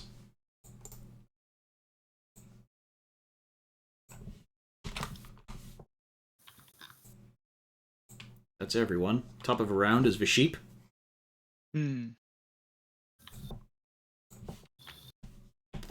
move. Turn over. But of course, we have a proper surprise round. So, those of you who are gathering shots, have a go. Or we got Shelly's shot to one of the Kuatoa, this fella here. And that was a full proper kill, because you actually rolled well in your sneak attack.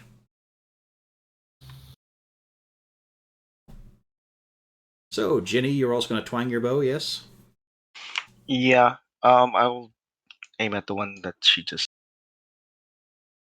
You're going to aim Or for the one Josie, next to gotcha. Ah. Gonna shoot the hostage to simplify the situation. There's no hostage that can't die. Yeah, got you the closest one. Okay. It's a grievous injury, but not enough to put him down. Do I get one too? Yeah. I'll put him down. You have advantage. Do it again. There you go. You make me proud. Oh, Oh, no. I didn't. You did. No. All right, Rainey, did you have a shot lined up? Nope, not taking one. Okay. Ocon. I don't really have any ranged, but I can Yeah. move, I think. You're. Oh, Or is it just ready to action at the this moment? is just ready to action. It's like your best one. Your only option here is this. But at the moment, you and Yeah. Rainey are still hidden, as is Steve. The rest of the party are known. And then we cycle through the turns, and now it's Mulch's go. I would have readied my action to move. To move? Okay. Yeah. Just So you charge out to be a known. You're the only person really face first in front of him. Good. yeah. You're wishing you would just bargain more for that armor. It's just 1 AC. That Doesn't would have really been matter 2 all AC. that It would have been a 16. Then What? minus your dex. Oh, it's a magic plate. Yeah. Well, I have 10 decks, so no modifier. Yeah, so 16. Would have been nice. Yeah, I thought it was just a regular plate, but yeah, Yeah. whatever. Mulch. Okay, I'm gonna also run out there, and I'm gonna wave at the people first and say, run and hide and run, before I punch this guy. I'm not gonna Malgurn him. I can't unless I miss. Oh. You miss. Fuck. Ah, do it again. God damn it. You managed to put him down. Shit. Okay. Clean strike for a I'll, midsection. You just watch him crumple in himself, and you quickly draw your fist back before that gets all that ash on it. Yeah, gotta keep it classy, of course. I didn't miss. I never miss. You know why you missed? You didn't click Why? the tongs. Ah, shit. Okay, but I clicked him. I'll click him now, and then I will take a bonus action to dodge. That's you have to spend a key point for that, don't you? Yeah, I'm spending one. Yeah. Okay. Any further movement?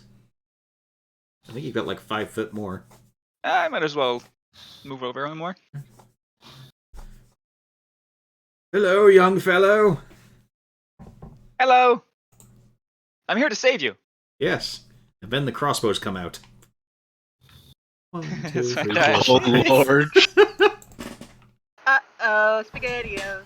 Let's see. They do a little bit of positioning, though. Sort of. No, actually, they don't. They've all got a shot on Mulch.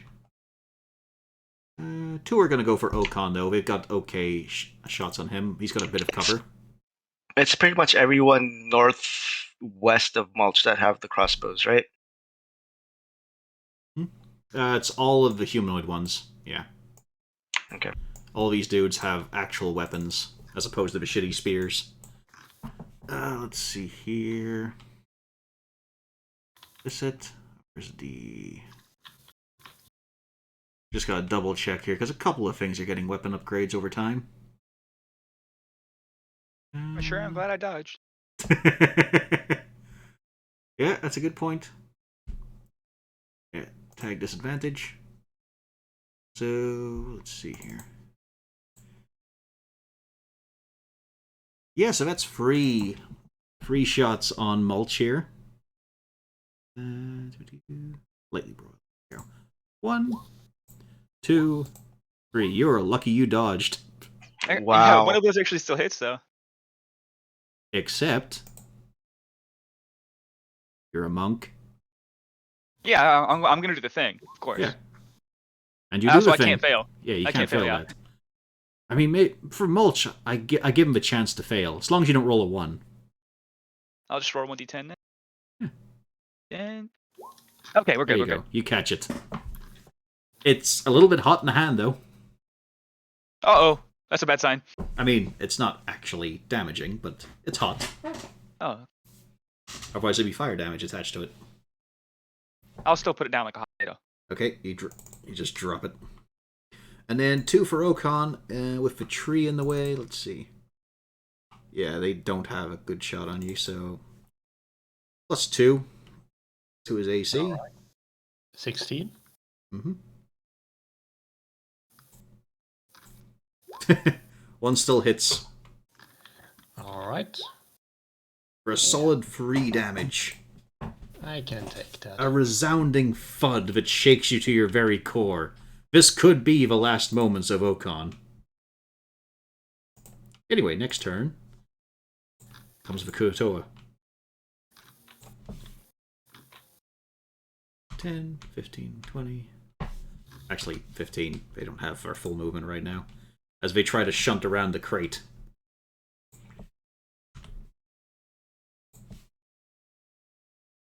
They hiss and waggle their spears, dropping their drums and sticks.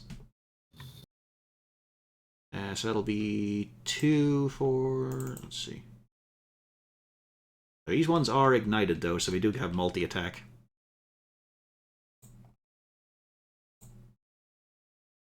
So it'll be 4 attacks for Mulch at disadvantage. None of those go through.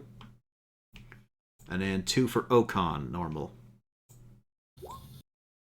And they are rolling like you guys usually do.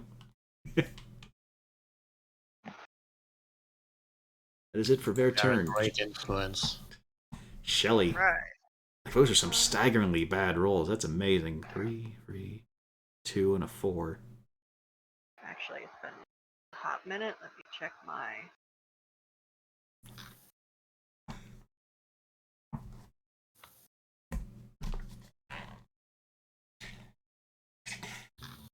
Yeah, so bonus action, I'm dashing. Mm-hmm. we go. And the one that's face to face with Josie is wrong section. Oh, Now, unfortunately, she's not a combatant in this, so she does not Yeah. help for your sneak attack. yeah, I know. But still, 9 damage. Pretty good scrape. And same. No, 11 does not hit. 11 is a miss, yeah. Oh, that sneak was so good though. To be fair, though, her first sneak was terrible, and that's the one she would have gotten. 1, 2, 3. Oh. Should I leave him? Yeah, because then he's partially. Actually, no. Yeah, okay. I'll leave him there, and then. Oh yeah, I actually have to have him up, don't I? Do.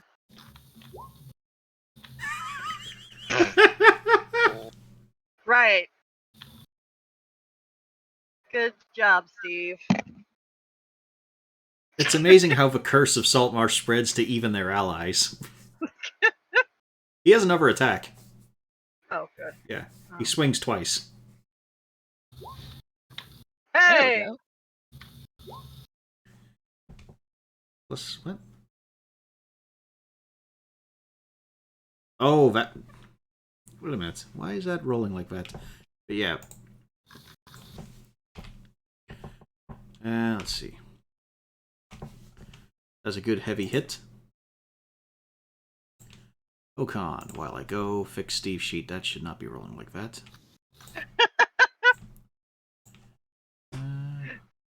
Right. What part of it was wrong? Yeah, but dice value, that shouldn't... That's not the way that works. I'm probably missing this.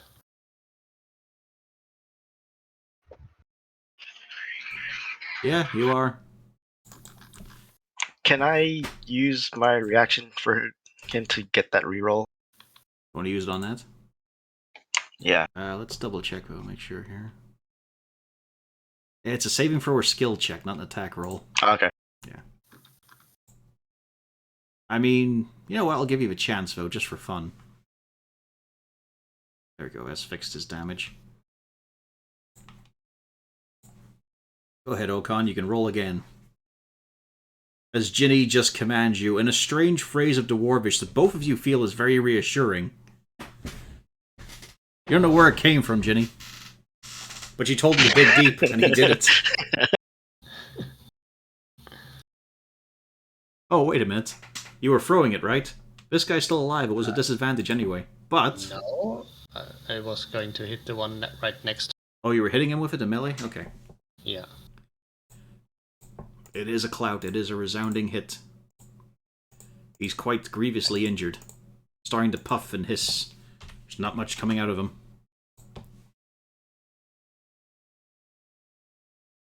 Anything else? No, that's it for now. Rainy, you are currently hidden. Alright.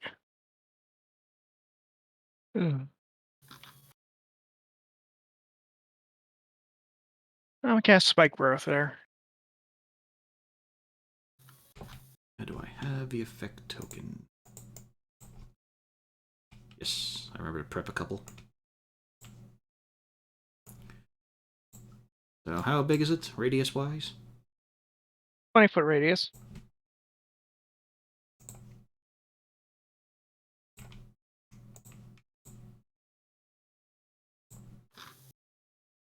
And here, yeah? Yep. Or do you want to finesse a little bit? Nope, that's fine. Okay. Alright, you've now revealed yourself as you call out. Everyone does see the spikes going, but as you turn this whole terrain hideous. Does it count as difficult terrain as well? It does. Okay. Hmm. As you recall that amazing moment when Simon cast that in the Bullywug village to save the party. My turn is over. Remember when he was using the party as pawns while he was slaughtering an entire population? Jesus. Him and Olber massacring Bullywugs and setting fire to the village. I see this party has so many glorious. Well, to be fair, that's just Simon doing what he does, an invasive species trying to kill people and take over. Jinny. I'm gonna step up here.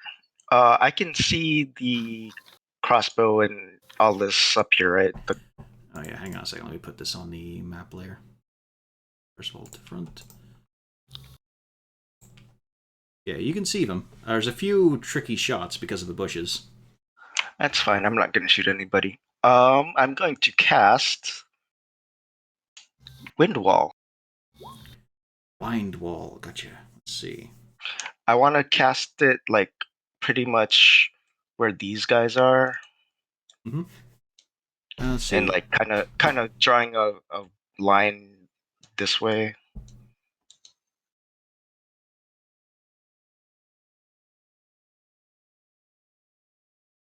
So you basically want to get those free in the front row. Yes. Okay. Smoke or gas. Okay. Nice, nice. All right. So let's see.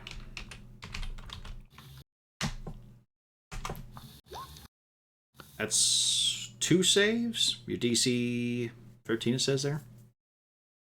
Yes. Yeah, so that's 2 saves. So they take half as much. So give me the damage roll.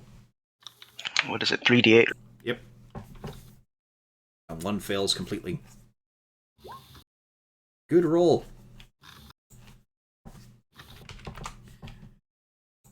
And the wind really fucking stirs them up. Like, it is partially... Oh, what am I doing? For fuck's sake. They're not bloodied because they didn't take that much. Those are ones who saved.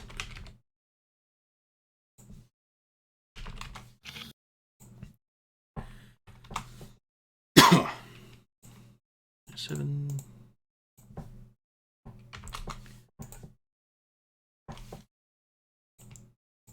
This is the fucker who took it.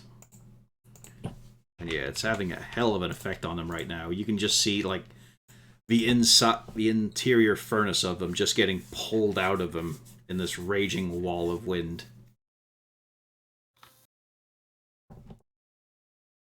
Movement? Bonus? No, I'm just gonna stay here. Alright. Seeing the wall of wind, the smoky one, is not going near that shit. So instead, he's going to follow the other cat he saw. How many steps did he take? Let's see here. 1, 2, 3, 4. Yeah, it looks like 4 steps. And he dashed to get Alright. out.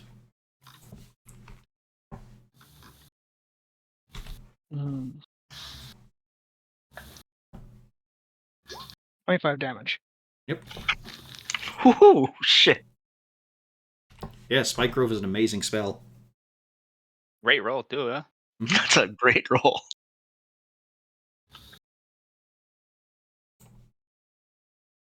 Just remind myself of their moves here. Yeah, they don't have anything for that just yet. Top of round.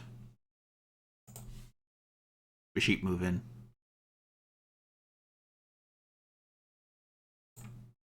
Be careful, a couple of them dashed. Mulch. I think it's time to clack the Ow. tongs. Oh, wait, actually, Hmm? on initiative 20, Oh. the 3 people all disengage and just try to go away. Now go for it, Mulch. Oh, this Very is my good. classic clobbering. I'm gonna start with the guy directly in front of me. Pop, pop. Wow. Wow. You did so well and achieved so little. I got one more, I guess. Well, at least he was consistent. You had one more. I didn't want to even, it wouldn't have bothered. Yeah. I'll just move over 1 step, I guess. That'll show him. Let's see here.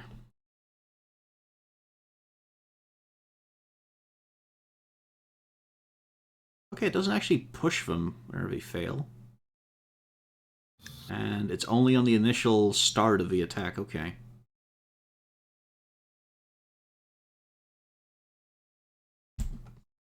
So yeah, takes 1 of the spike. He takes 1 of the spike as well.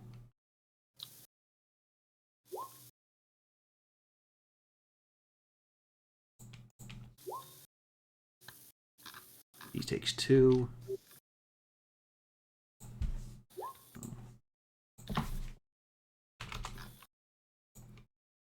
It's still a shame we never got to do Simon's big grand plan, though. Which was to use spike growth on the side of the Sea Ghost and grind alongside another ship. Maybe one day we'll get back to the sea. It's just the potential destruction that could do. And like I preface it with the fact we'd have to get like the living ship upgrade, where it's basically a garden floating. But the idea that just a whole patch of spike growth just grinding the side of a ship. And we could get like a little like trailer behind and have that do it too.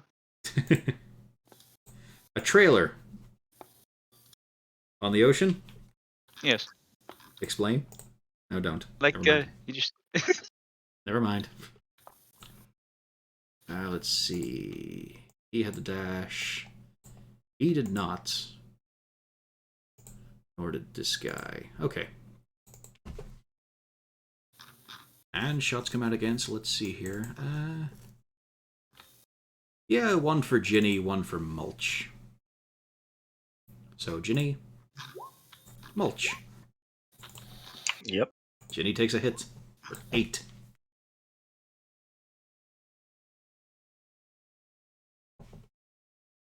And these guys, let's see. Yeah, the 2 at the back also shoot, but just gets deflected by the wall of wind. However, concentration check from Jinny. Yep. Hang on.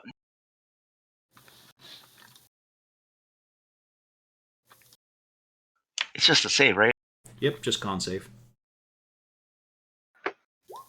There you go. Wind wall still in effect. Kuator. These ones by you, Shelley. Bring down the box. And bring up their spears. I'm in danger. Not that much. But they are ignited, so they do have multi-attack. Oh, wow. I told you I'm in danger. Wow, you're in a lot of danger.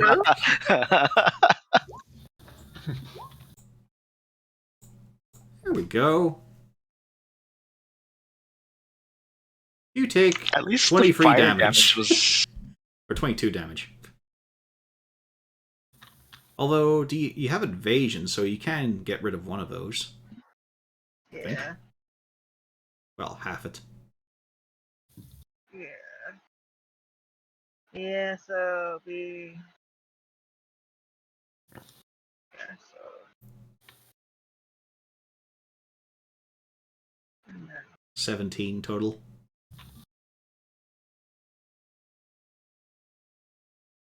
there we go. Okay, that was fun and exciting. Let's do that again sometime. Yep. Well, we're going to try and do it on... Oh, yeah, also. There's a 2 at the back. I was hoping you forgot about that. No. It's okay, though.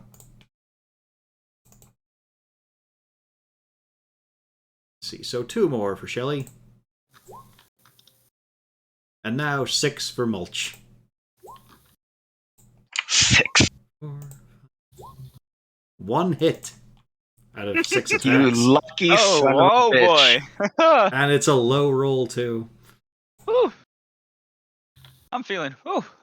That was close. That was like some cartoon shit, bending back and forth. Mm-hmm. Except you're just a tuber of a man, so you don't really bend. You just roll. I just spammed dodge roll. For some reason, I imagine Mulch doing body rolls to dodge. I feel like there are actually like invincibility frames. The weapons just go through him.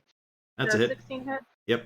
You're basically like that ancient toy commercial, Weebles wobble, but they don't fall down. That's Mulch. Just got a rounded base and rolls around. Yeah. Steve manages to pummel that Kuoto out of the dirt. Just barehanding this shit. Wow, Steve is so cool. I knew it. As we watch him walk past all the ones that are attacking Mulch to go to Shelly.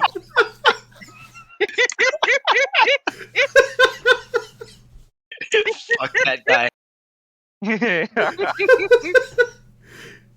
Coincidentally, And it'll be on Mulch this and one. Steve thought, fuck that guy.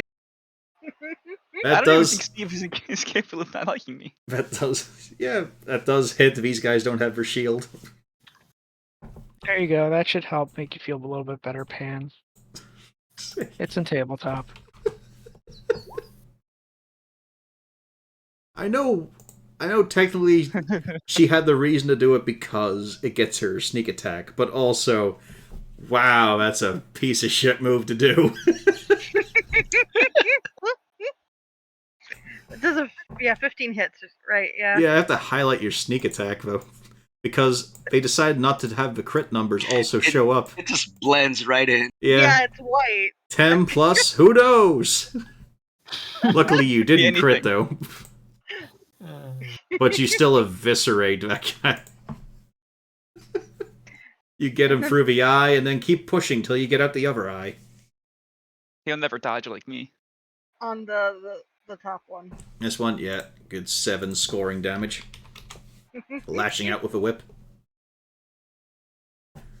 You know what the worst part is, Mulch? You've got a very, your tunes, your senses are very keen, very sharp, so you got the feel of vibrations of Steve stomping across to Shelly's beckoning call. Right past you. As you're dodging and flexing. Spears, yeah.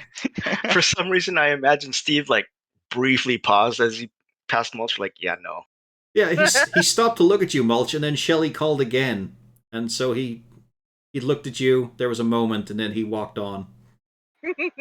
You Okay, know bye, at least guys. one thing. It's not personal with him. That's refreshing. On the bright side, you did teach Okon a couple of dwarven swears. The most useful things. And various food items. Yeah, mostly food items. It's your shared common interest. The only one. Delicious, tasty food. I don't know. And also murder. You both like the ocean to a degree.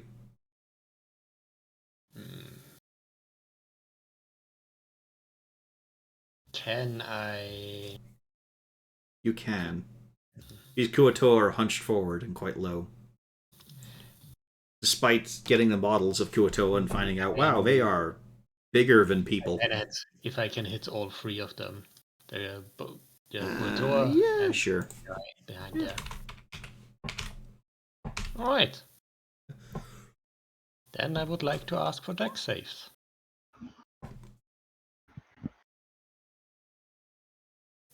Two fails. Is it half damage or just ignore it? No, they take it at the start of their turn. Okay, so they take no damage if they save. Yeah.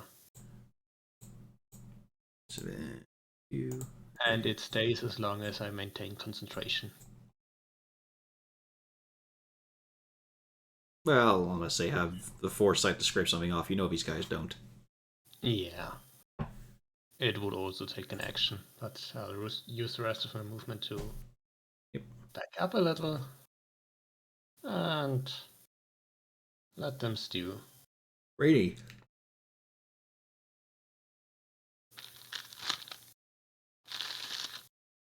Look out, Marcel can see the smoker approaching.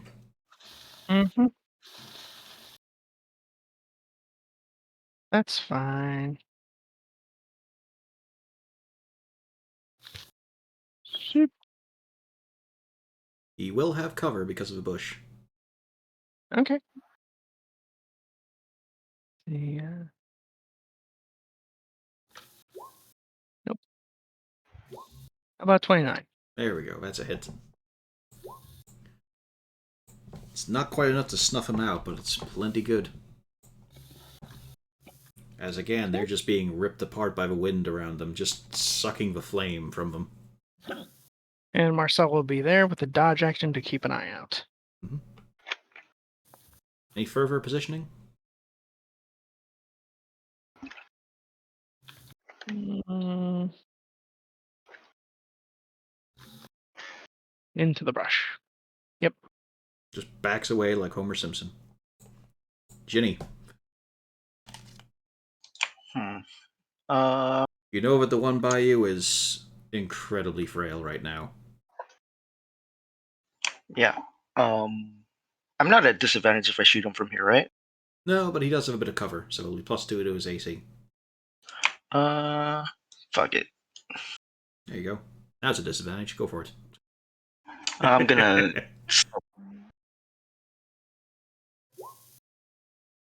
It's a hit, and also a kill. As you manage to cleave through what was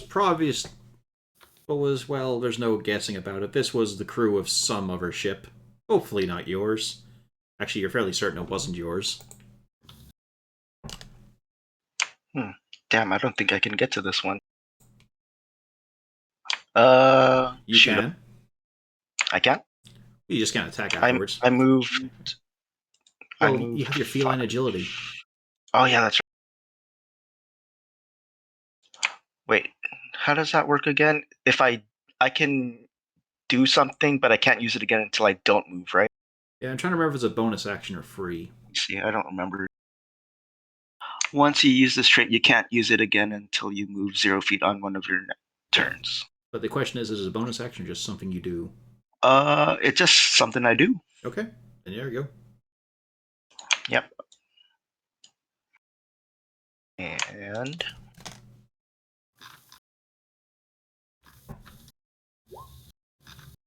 minus the 2. Yeah. As you charge up to him, getting absolutely deafened by your own wall of wind. You score a great cleave around. Just notice there's so little inner light coming out of this guy. You've really fucked them up with that wind. And as my turn ends, I get very nervous because I've never been fucking this close. Melee, it's a new experience. He's gotten into First some time, situations eh? before. Mainly ones where he was panicking, like at that ritual site when he got knocked down. I've never, on my own, walked up this close. That's kind of desperate for a ranger. And he approaches, pouring smoke all around the interior of that low hall. Mind you, there's no roof, so it doesn't stick around for long. Where is it?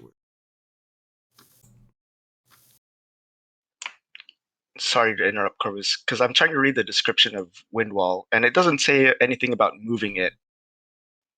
So Yep. I'm assuming no? No, it's just there. Okay. Yeah. I mean, it's a great barrier because crossbow bolts and arrows can't get through it. And it doesn't even say, like, if I want to cancel it, what is it? Oh, well, it's a concentration assume spell, bonus so you action? can just drop that whenever you want. Okay. Let's see here.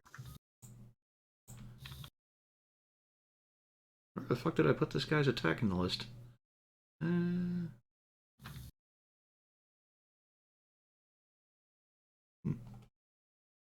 Okay, well, he does have to... Oh, yes, I know what he's going to do, actually. He's going to make use of the fact that he is hot. But that's his action to do so. Sheep. Continue to sheep. Bah. Oh, you fucking did it now. Explosion any minute. You fucking did it. Oh no. Ah!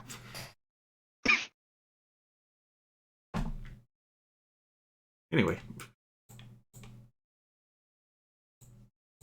And they continue to run. Not too far, though. They're kind of weak. God, with all that wool and stuff on, God, they must be fucking on fire.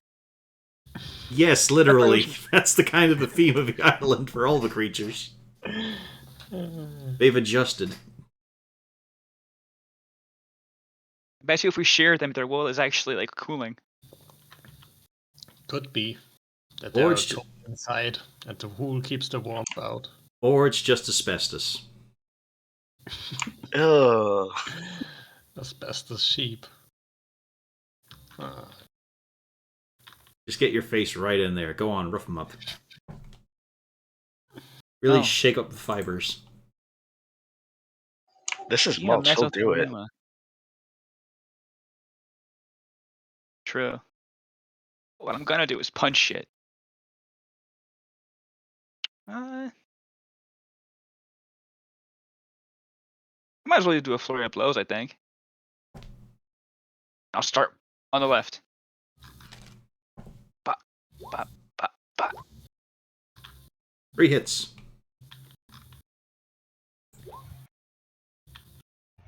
Ouch. You managed to put one down. Okay. Now So let's move on who's to the your one next third to it. target? Just guy next to him. Acid Boy, okay. So Okan, this, I mean, it's not in the rules or anything, but this would also cover his fists in acid, right? Okay, maybe not that guy. If he's, Probably. I can the other guy next to him. I mean, it's fine. No, it's I fine. just, You I punch just him. want to help It's Shelly. It's fine, it's fine, it's fine. You now do acid damage to yourself and enemies. Okay. I'll take that. Now, there you go. You did 6 damage to him. That's pretty consistent. It's better than last turn. Yeah. Damn. 666, huh? Yeah. That's mulch. The number of a pretty weak beast. The man of the cloth. No, that's Kluge you're thinking of. Also a man of the cloth. Just touch his cloth. Any movement?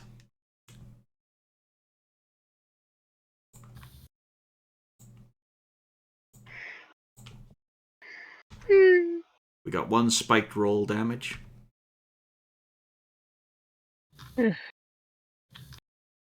Alright. Oh, no. Yeah. Nope. There we go. Just took a few goes.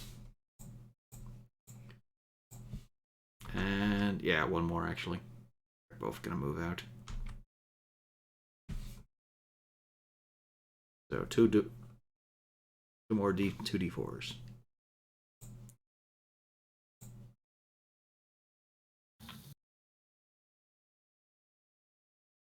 Theo, can you give me another damage roll? Oh, sure.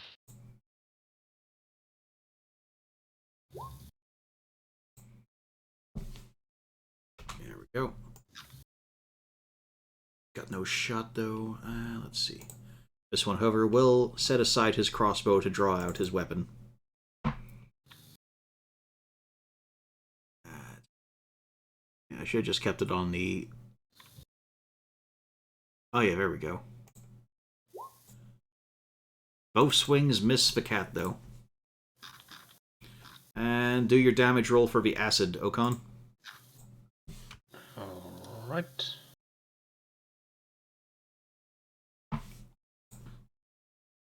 Yeah. 4 is this guy on fire sizzles in a different way.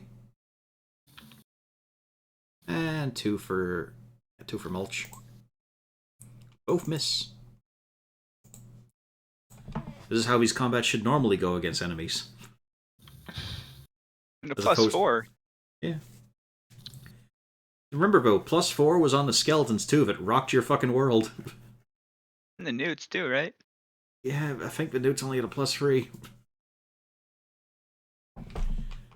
I can't really explain it. It just happened. Another damage roll for your acid. Alright.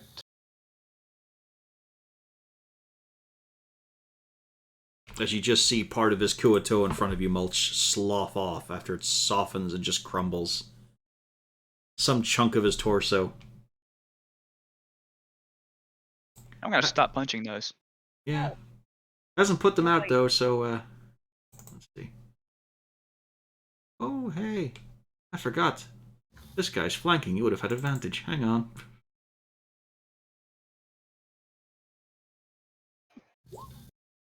He did hit you once, Mulch. Yeah. For Ow. 10 damage. Yeah, we don't fuck around. Now it's Return of a Cinder Spear, so that is 4 for Mulch, 4 for Shelly. Uh-oh. So these are 4 for Mulch. Nice! Oh, no. Nice! Nice. Ow. 12 and 10. I have, I think, 2 health. I have 3. Okay, we're good. I have 3. Okay, Jesus that's a world of Christ, difference. Mulch. And he's got the highest AC in the group. I have, and 41 health isn't that bad. Yeah. I was losing 1 turn. I was at max health before this turn. Shelly's fine.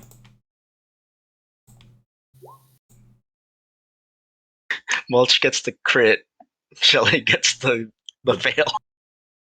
That's the thing, though. It's not even the lowest damage, because they only have a +1 to their damage roll. That's how well these rolls have been. Are you going to evade that? I was gonna evade the first one, but which one of the first rolls? Oh no, only the 22 hit you. Oh yeah, then yeah, I'm evading that. Yeah. No, all the previous stuff was from Mulch. If only someone had helped him take out the Kuatoa, you know? Someone big, burly, dependable. He punched, and he's gonna punch again.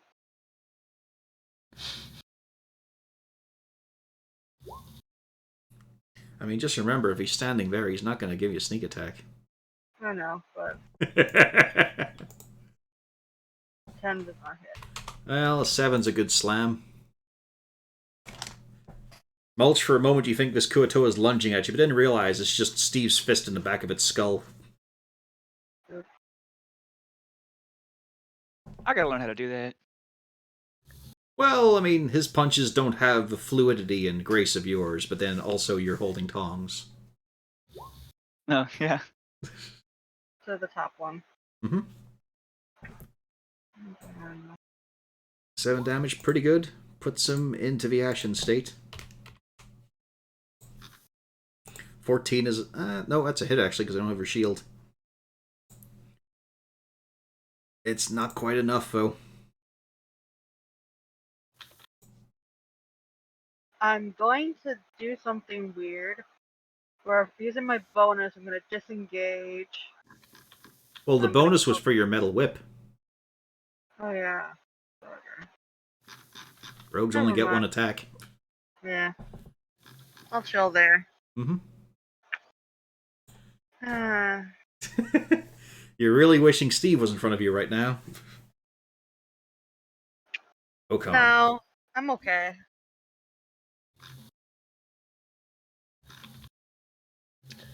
Okay.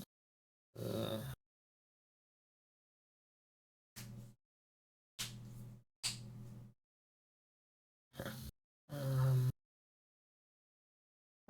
moving over there. So, I mean, it's also worth pointing out, like, the wind wall is still in effect here. Purposes of flecking out range attacks. Yeah, no, I'm not going to range. Well, it's just a party reminder. I am going to do the smack.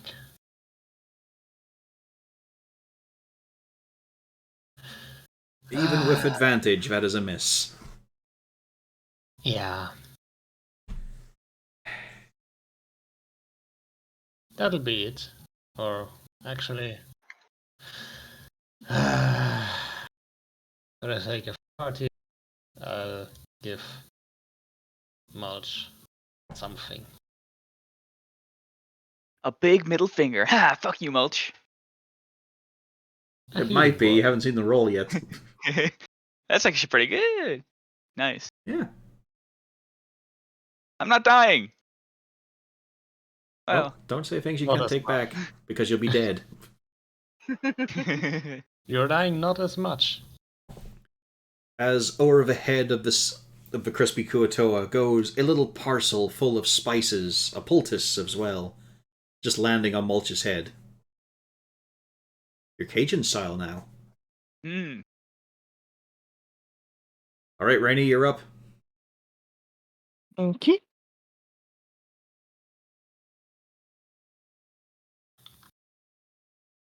Shoop. And let's try and take out him. You could use an action on Marcel to hide, I suppose. Get a sneak attack. And Marcel's hiding. I'll roll his in just a sec. Yep. It's a 15 hit. 15 is just a miss. Okay. How about a 25? That's a hit. 13 force damage. And a kill. Jinny, as you pull back, thinking, I can do this melee thing. I can get in the thick of it just like Simon did. Then the head comes off the thing in front of you and it topples with an arrow, and you think, those are so effective. Just so useful. And the lemur is very hidden. He's very hidden. Yep, that's my turn. Right, Jinny. Fuck it. Sure.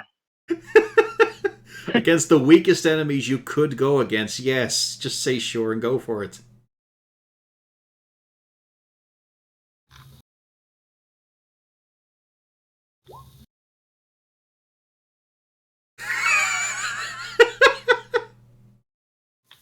You're one Didn't. away. No. No, as in he doesn't hit. That's a hit, because these ones have their shields. And you put it into the floor. Good damage roll. Yeah, again, you're getting used to it. You hop in, you do a quick little flurry, little flourish, but you realize, oh shit, I should just go for it and just lean into it. I'm trying to be mad at you, but I'm laughing at the same time. I'm gonna end my turn now.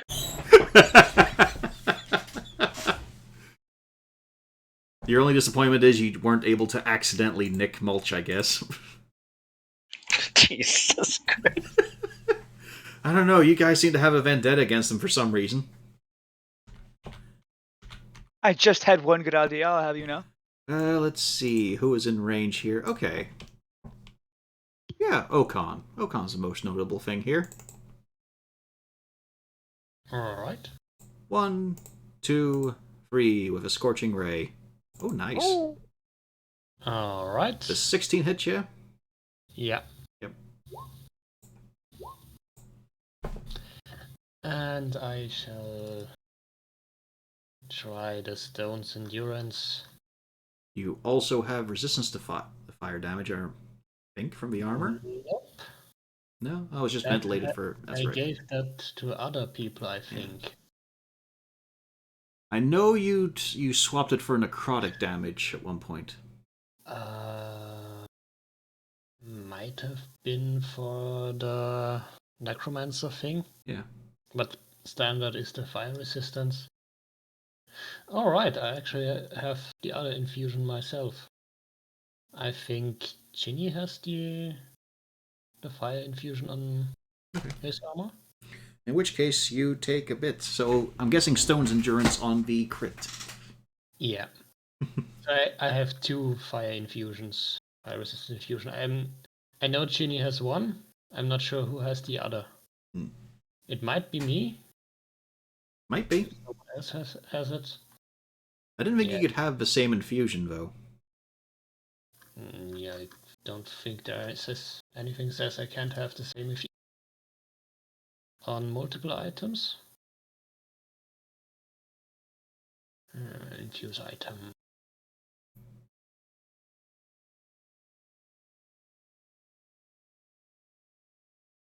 I think this came up in there's a Strahd campaign.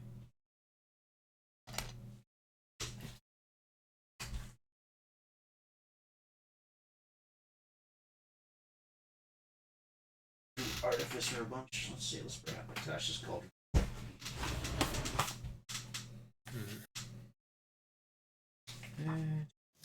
It's just that one object can't have more than one infusion at the same time.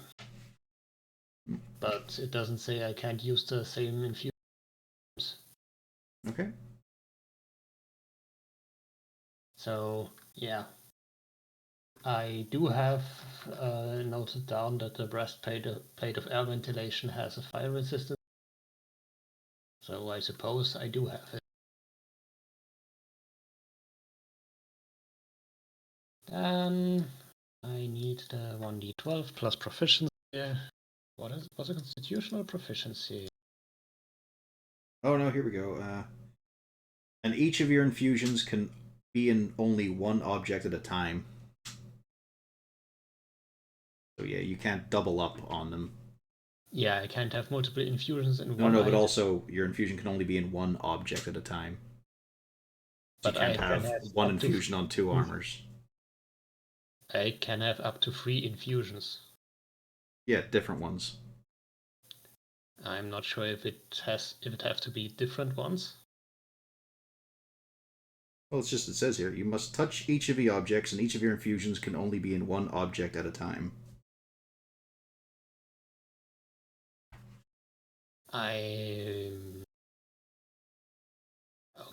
would have read it more as you can't have one infusion slot on multiple items, but I'm also not sure where you have each of your infusions can be only one object at a time. Yeah. Yeah. Okay, if you want to read it like that, then I'll have to find another. We'll check with Sage Advice later. Yeah.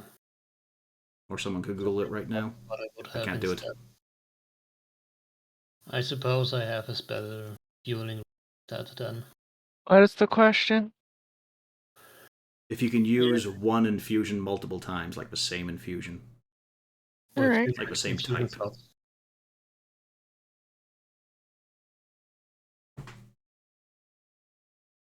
But yeah, you're gonna use your Stone's Endurance then? Yeah, sorry, that was thing. That'll be 12 plus Constitution. Oh wow, it's reduced by 5. 4. That means 17 damage.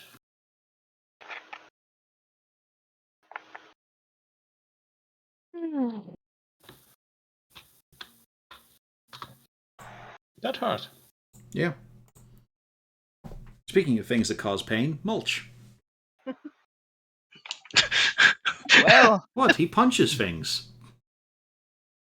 and I'll start with this guy below me. You know, punch, tong punch. Mm-hmm. Oh, that'll also actually come to think of it, there'll be 2 concentration checks due to your caustic brew. Yeah, it's concentration. Right. So yeah, 2 con saves. Just got to beat a 10 on both. Perfect. So mulch, that's a big miss. What about this? That's a hit. You can roll again, see if you did better. Oh, You're just still in advantage case. because of flanking. No, Okay. that would have been a miss. Okay. But Can a 10's I good. just- A 10's really good. You bloodied him up. Yeah. You're punching the stuffing out of him. And I guess I'll bonus action dodge. Or you can hit him. I'll hit him again. Yeah, there's not a lot of things around you right now. There you go, that's a hit. And you put it right to the floor again with consistent damage. Mm-hmm. Here we go.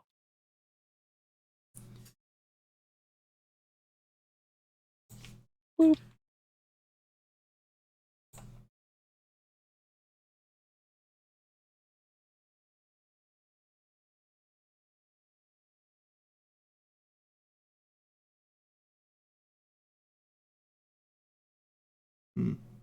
Doesn't quite clarify, but okay. Yes, it does. Each of your infusions can be in only one object at a time. Yeah, so there we go. So you can't have 2 fire-resistant ones. And you can't learn fire resistance twice. Hurrah! Okay, let's see here. You know, we can 5, 15, 25. Yeah, still in the wind wall, I'd say there.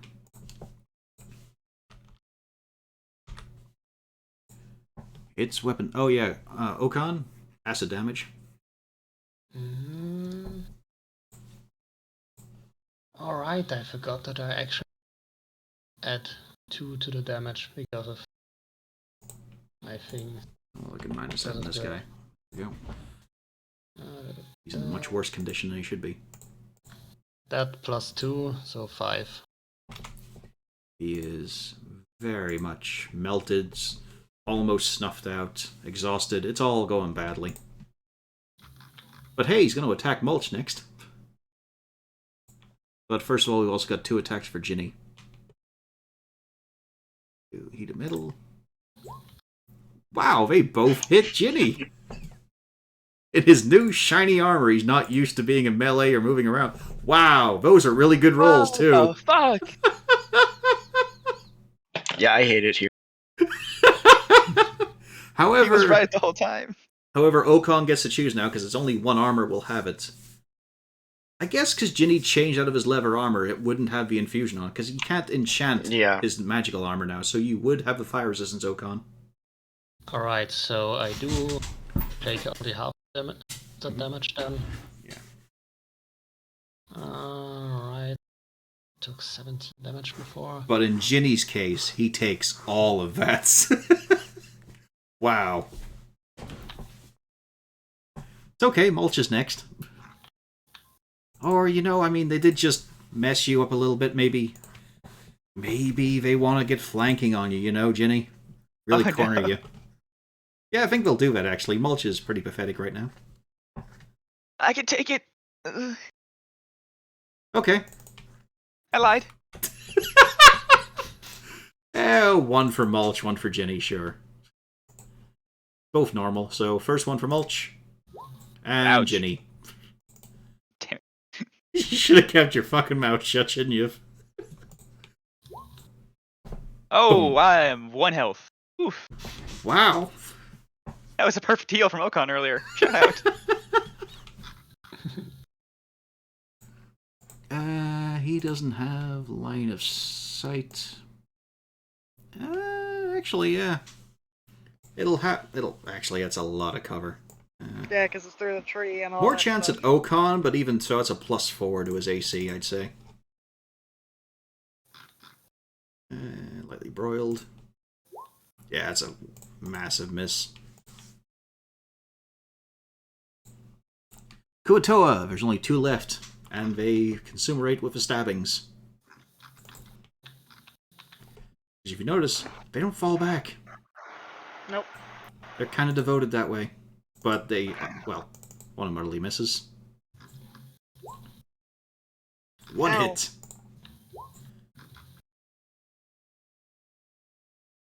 Max damage, though, on the spear. Yep, I'm definitely having that. Ugh. And now it's Shelly's go. Alright. So first things first. Flop. I mean, he's big. He doesn't really make that noise when he slaps about. Hey! Yay, you did +9 damage. 13 plus 9. The great thing is, that was on the bloodied one, so he's utterly fucked. He had 4 health left. Yep, that was a fucking waste. And I'm coming over here. And then, yeah, I'm gonna metal whip. Fuck. Continue to miss. But with a great sneak attack every time. Hey, nice. Why is that? What the fuck? Why is that slashing as well? I set it up for him to punch things. I noticed it was slashing. Yeah. What the hell? Hey, I'm seeing things. Yeah, there we go. There we go.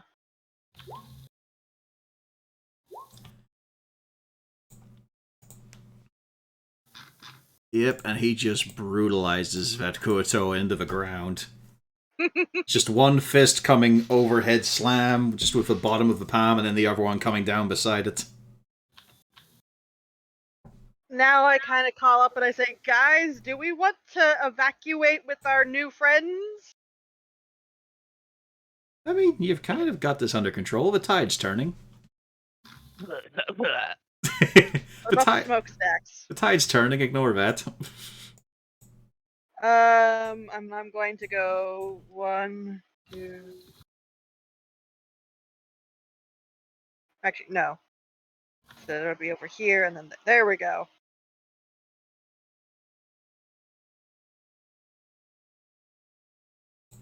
Okan, you just got fire beamed from inside the ruin.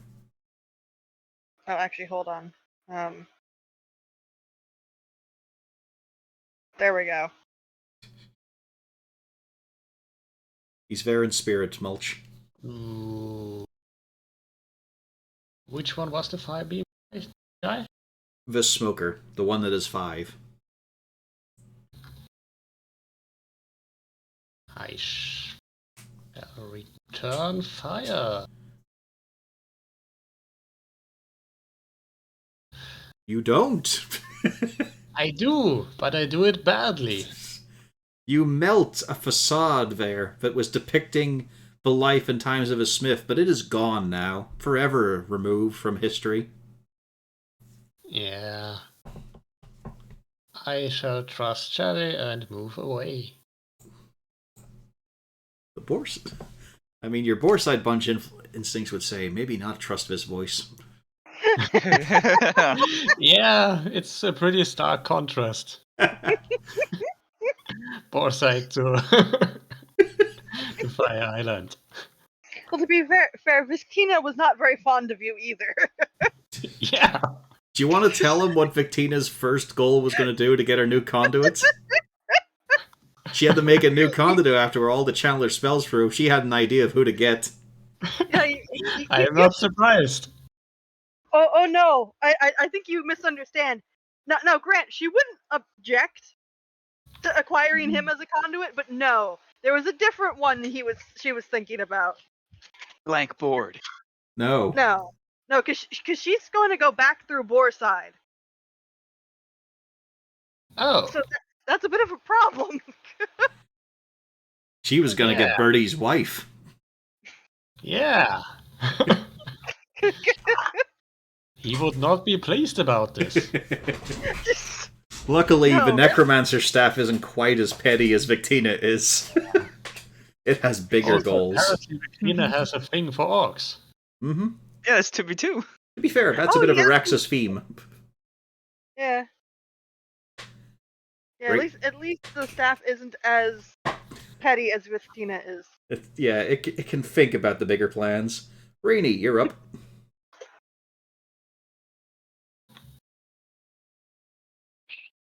Okay.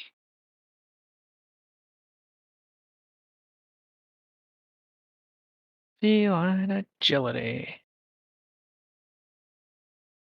And gonna shoot at him. I'd say 1 square to the left, just because of the box of... Like, it's a large crate of Okay. bigger headpieces.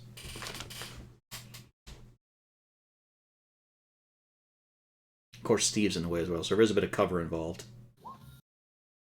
But that wouldn't have made it to cut anyway, neither would that. Oof. Okay, my turn's done. Okay, Jinny. 1 for the dying one. You hope. No dreadful strikes on this one. It's a miss. No strikes at all on this Okay. one. And then That's a hit. bonus action, And Misty Step. And it's a kill as well. If I Misty Step, does this one get an attack on me? Nope. You have to walk. That's kind of the point of Misty Step. It gets you out of danger like that.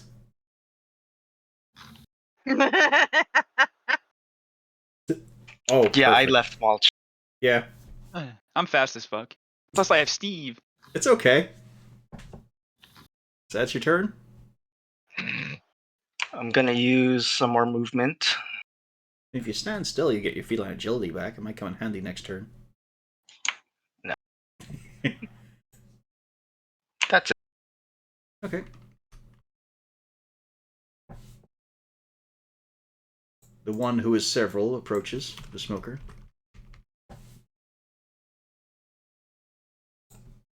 Marcel hunkers down. Let's see here. Ooh, I mean, there's closer targets, but you know, this one's a little more vindictive, a little bit. Actually, Mulch is right there. Well, Steve is so much bigger than Mulch. I mean, It's true, but you're like you're like a potato if it's nearly roasted, you know? but I'm not quite done. You can't take me off the fire yet. So, Steve, yeah. I can take it, probably. I shouldn't say You that know what? again. It'll spread its damage. Let's see here. With the front line of the party, of course, so it's going to be one hit against Mulch, Steve, I just and hope- Shelly. As long as it's not magic missile. Nope, Scorching Ray. So, Mulch, I'm dead. Steve, Shelly. Oh, 17 hits. They all hit. So, Yeah. Mulch is down. Steve is scarred. And Shelly gets off with a fucking, like, just a little graze. Just the lightest of burns. Fucking 2. That's a Cornelius scent roll, that is. Because, of course, it did not crit. It did not have advantage.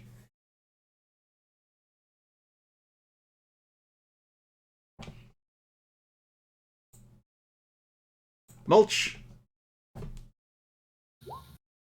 Not Okay. good. Even worse is, A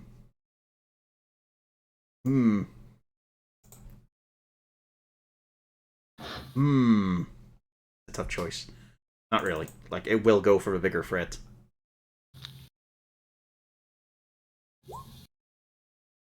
Hits that second time. So that's 7 damage on Steve. Okay. The Kuatoa are dead and gone, so I can remove that bit. Shelly. The Oh, smokers. I can't mark Steve's HP, so that's Okay, the thing. that's fine. Um, He's got 20, so, you know, he's nearly dead. He's fine. so, can we have it so that... Could I convince Steve to pick up Mulch? Yeah, I mean, Call him hug. Hug Mulch. Hug mulch and come. Whoa. Whoa. wait a minute. Why did only Jinny learn that command? Shelly wasn't taught that one.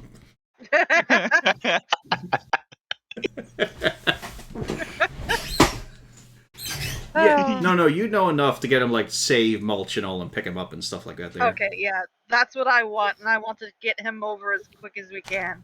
Like a sack of potatoes. Yeah. But you are hugged. You are brought into his massive embrace, and since you're so small, you impose no penalty on his movement. Steve. And also because, well, I mean, you're not quite an object just yet, but you're in the embrace of Steve and therefore protected. Embrace. I feel safe, but dying, but safe. And then I'm using the rosary to heal Mulch. Yeah. Cure wounds level 2. Okay, is that on my sheet still? Yes.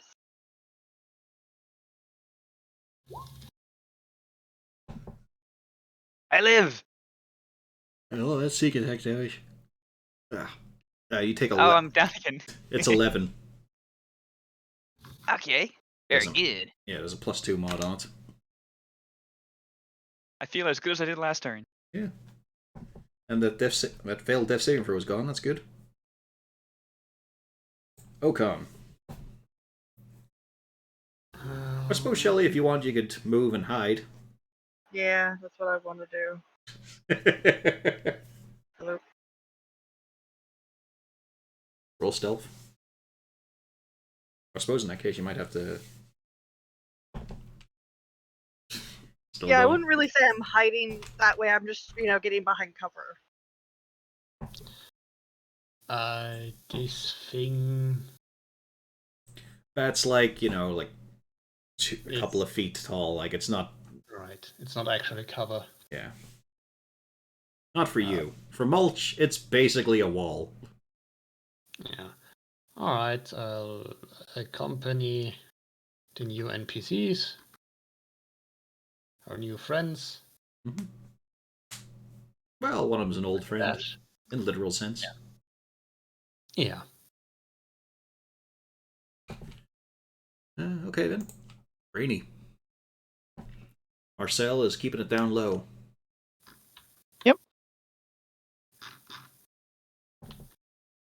And we scooting.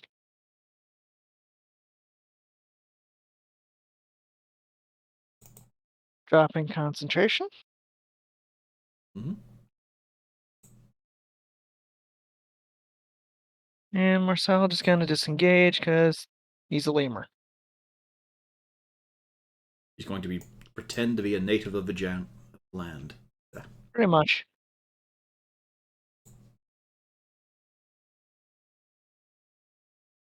That's it. Okay. Jinny. I'm gonna shoot at this one.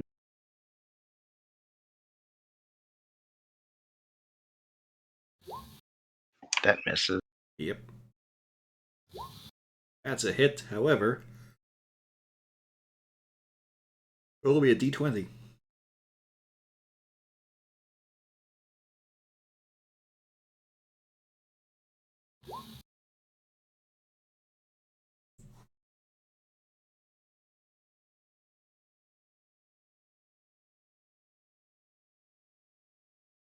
One of them goes off in a puff of smoke. And I'm gonna follow our new friends.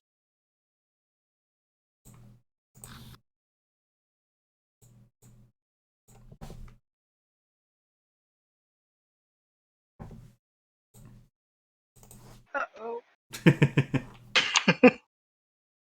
Actually, it doesn't have any more spell slots, so instead it's just going to dash and bring the smoke Yikes. cloud into it.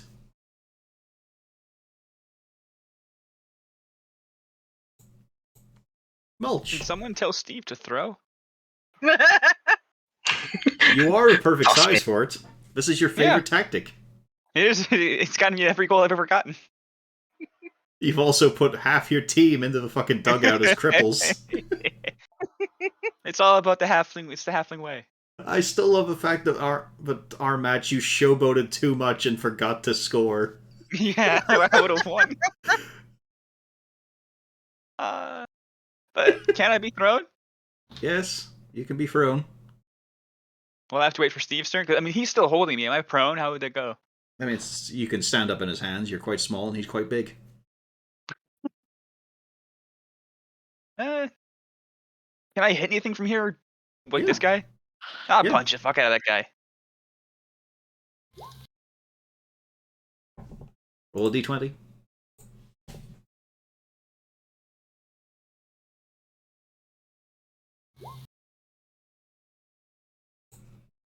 Just a wisp. Ah, shit. Well, I'll wait to be thrown for next turn. I'm sure Steve will be fine. All right then, sure.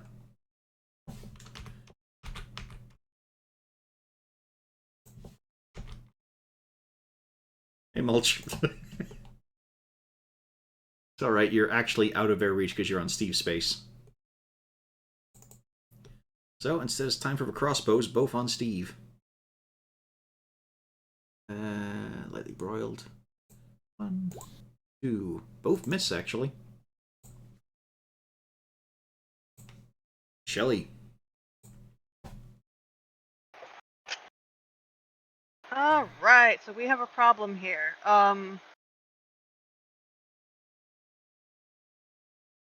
I don't think a 12 hits. Nope.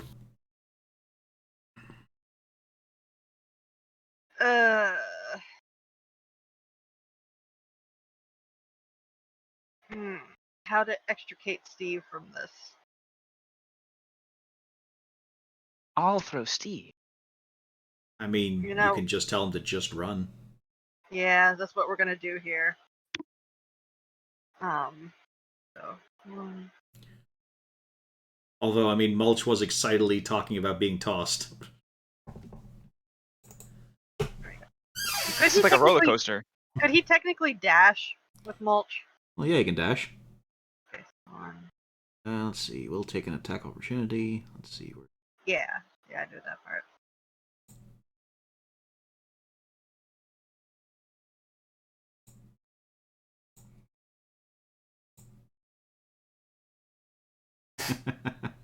Oh, right. That was if you guys got it for the bugs.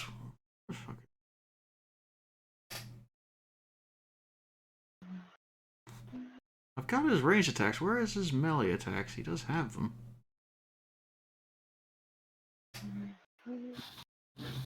Where the fuck did they go? Do I have him as an elemental instead of a thing of a deep? Yeah, I guess so, actually, yeah. And so he'll take a swipe. He does hit Steve and ignites him, which is interesting because he's just scales. On the plus side, though, he's on fire while holding Mulch. And halflings are flammable. Well, like all people, they're flammable, yeah, but halfling especially, they have a high fat content. You start popping. So yeah, Shelly, as you tell him to just run, there is... Like, Steve does it, but also he gets lit the fuck up for it. And then I'll disengage.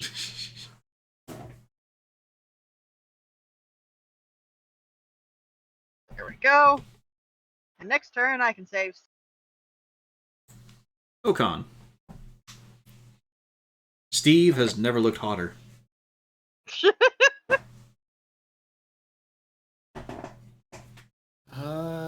Can I walk over and pat Well. Steve down until he stops burning?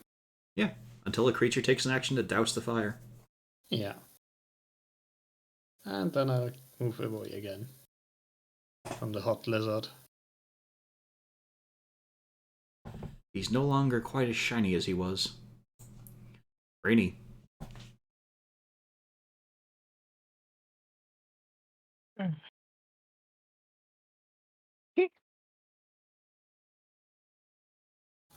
Let's see. Gotta do some parting shots. Guess why not? Roll a d20. Of course. 12.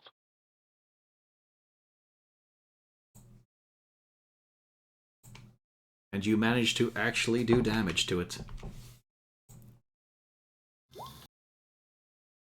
But not with that second arrow. That's fine.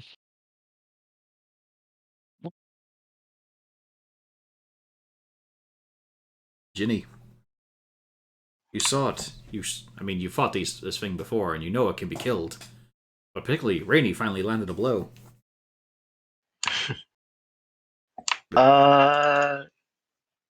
They look like they're just gonna keep chasing us, right?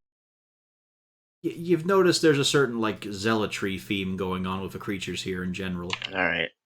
Screw it. I will cast Windwall again. Can I get all three of them? Yeah. Alright, let's do it. What way do you want to do Windwall? Hang on. Basically from here to here. Okay.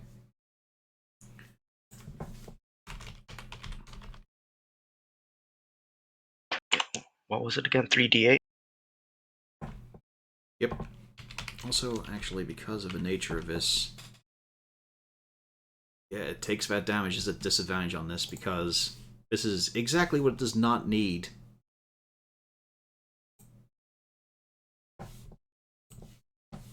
And you also blow away its copies. 17. That is a heavy blow against it. It is fucked up massively. Like, its body is mostly an avatar of smoke and flame. Your wind wall is Okay, fucking bye. written. I mean, I was still getting dramatic and all, but sure, run away, coward. 10, He who bravely runs 20, away. 25, 30, as it continues to pursue, because why wouldn't it? Let's see here. Does it get this back? Yes, it does. Okay.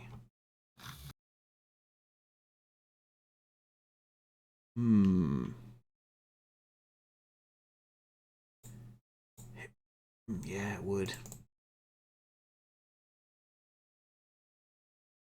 Yeah, all of these are for Jinny. Wow, all of these are for Jinny. Whoa! I think a 17 misses, though.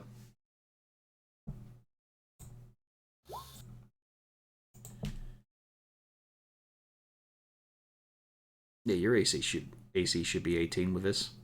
But you still take 16 fire.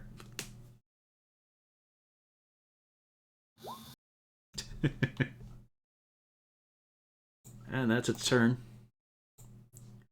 Mulch. I guess I'll just take some pot shots from my vantage point. Steve basically opens his palms up like he's holding a droplet of water. But inside it's just this filthy little halfling fucker who's just putting out lasers. Papa! Both those hit. And as the rest of the party run away, not looking, Mulch, you kill it. Look, You're it's saying- like that backwards facing seat in the back of a station wagon. Yeah, you're basically the turret on Steve right now. I like this strategy, actually. You just put out 2 blasts of radiant energy that just punch holes through the thing. Only if we're still in initiative, but the most dangerous thing is dead.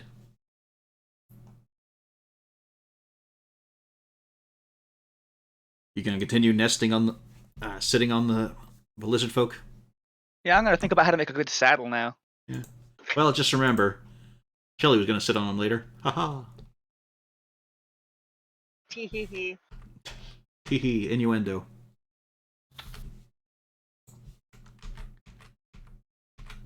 Okay.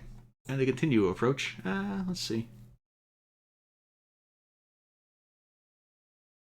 Yeah, Steve's still the biggest thing.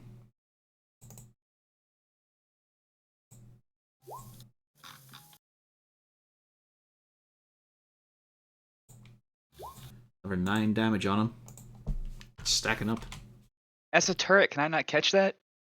I was waiting for you to suggest it, yes. Yeah, I mean, it's the first time he's been hit. No? Well, with Oh, a cross, I've been on him. With a bolt, yeah. Yeah. And yeah, roll it, see if you fail or not. If you get a 1, you're not able to catch it.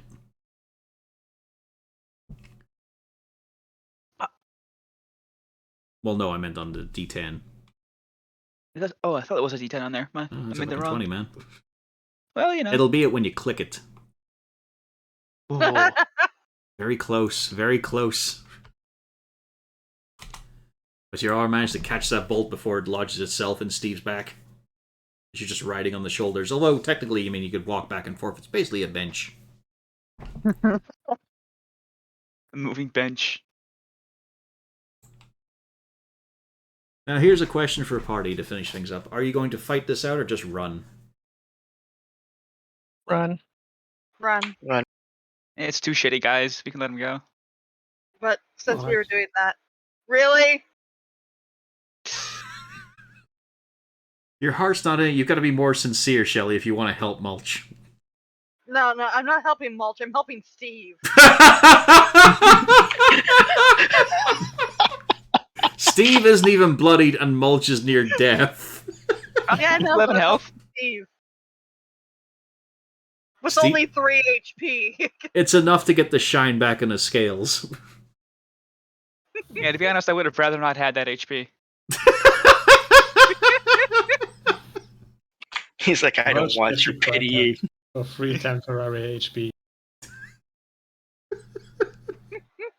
It's that moment just has that feeling of like the guys talking in the online game where we say, I hope to hear about your funeral knowing that I could have changed that outcome. Wow. Yeah, I hope you reach out to me so I can ignore you. Oh, boy. Well, you guys do manage to get away. Takes a lot of running, a lot of panting. But hey, you're back deep in the jungle and you've got 3 people with you. However, we're at the 3 hour mark. This is where we're end tonight's session. Things occurred. Things happened. And hopefully we'll be back next week. Right. Yep. Issues, worries, concerns, yeah. And now to click the button that says stop streaming.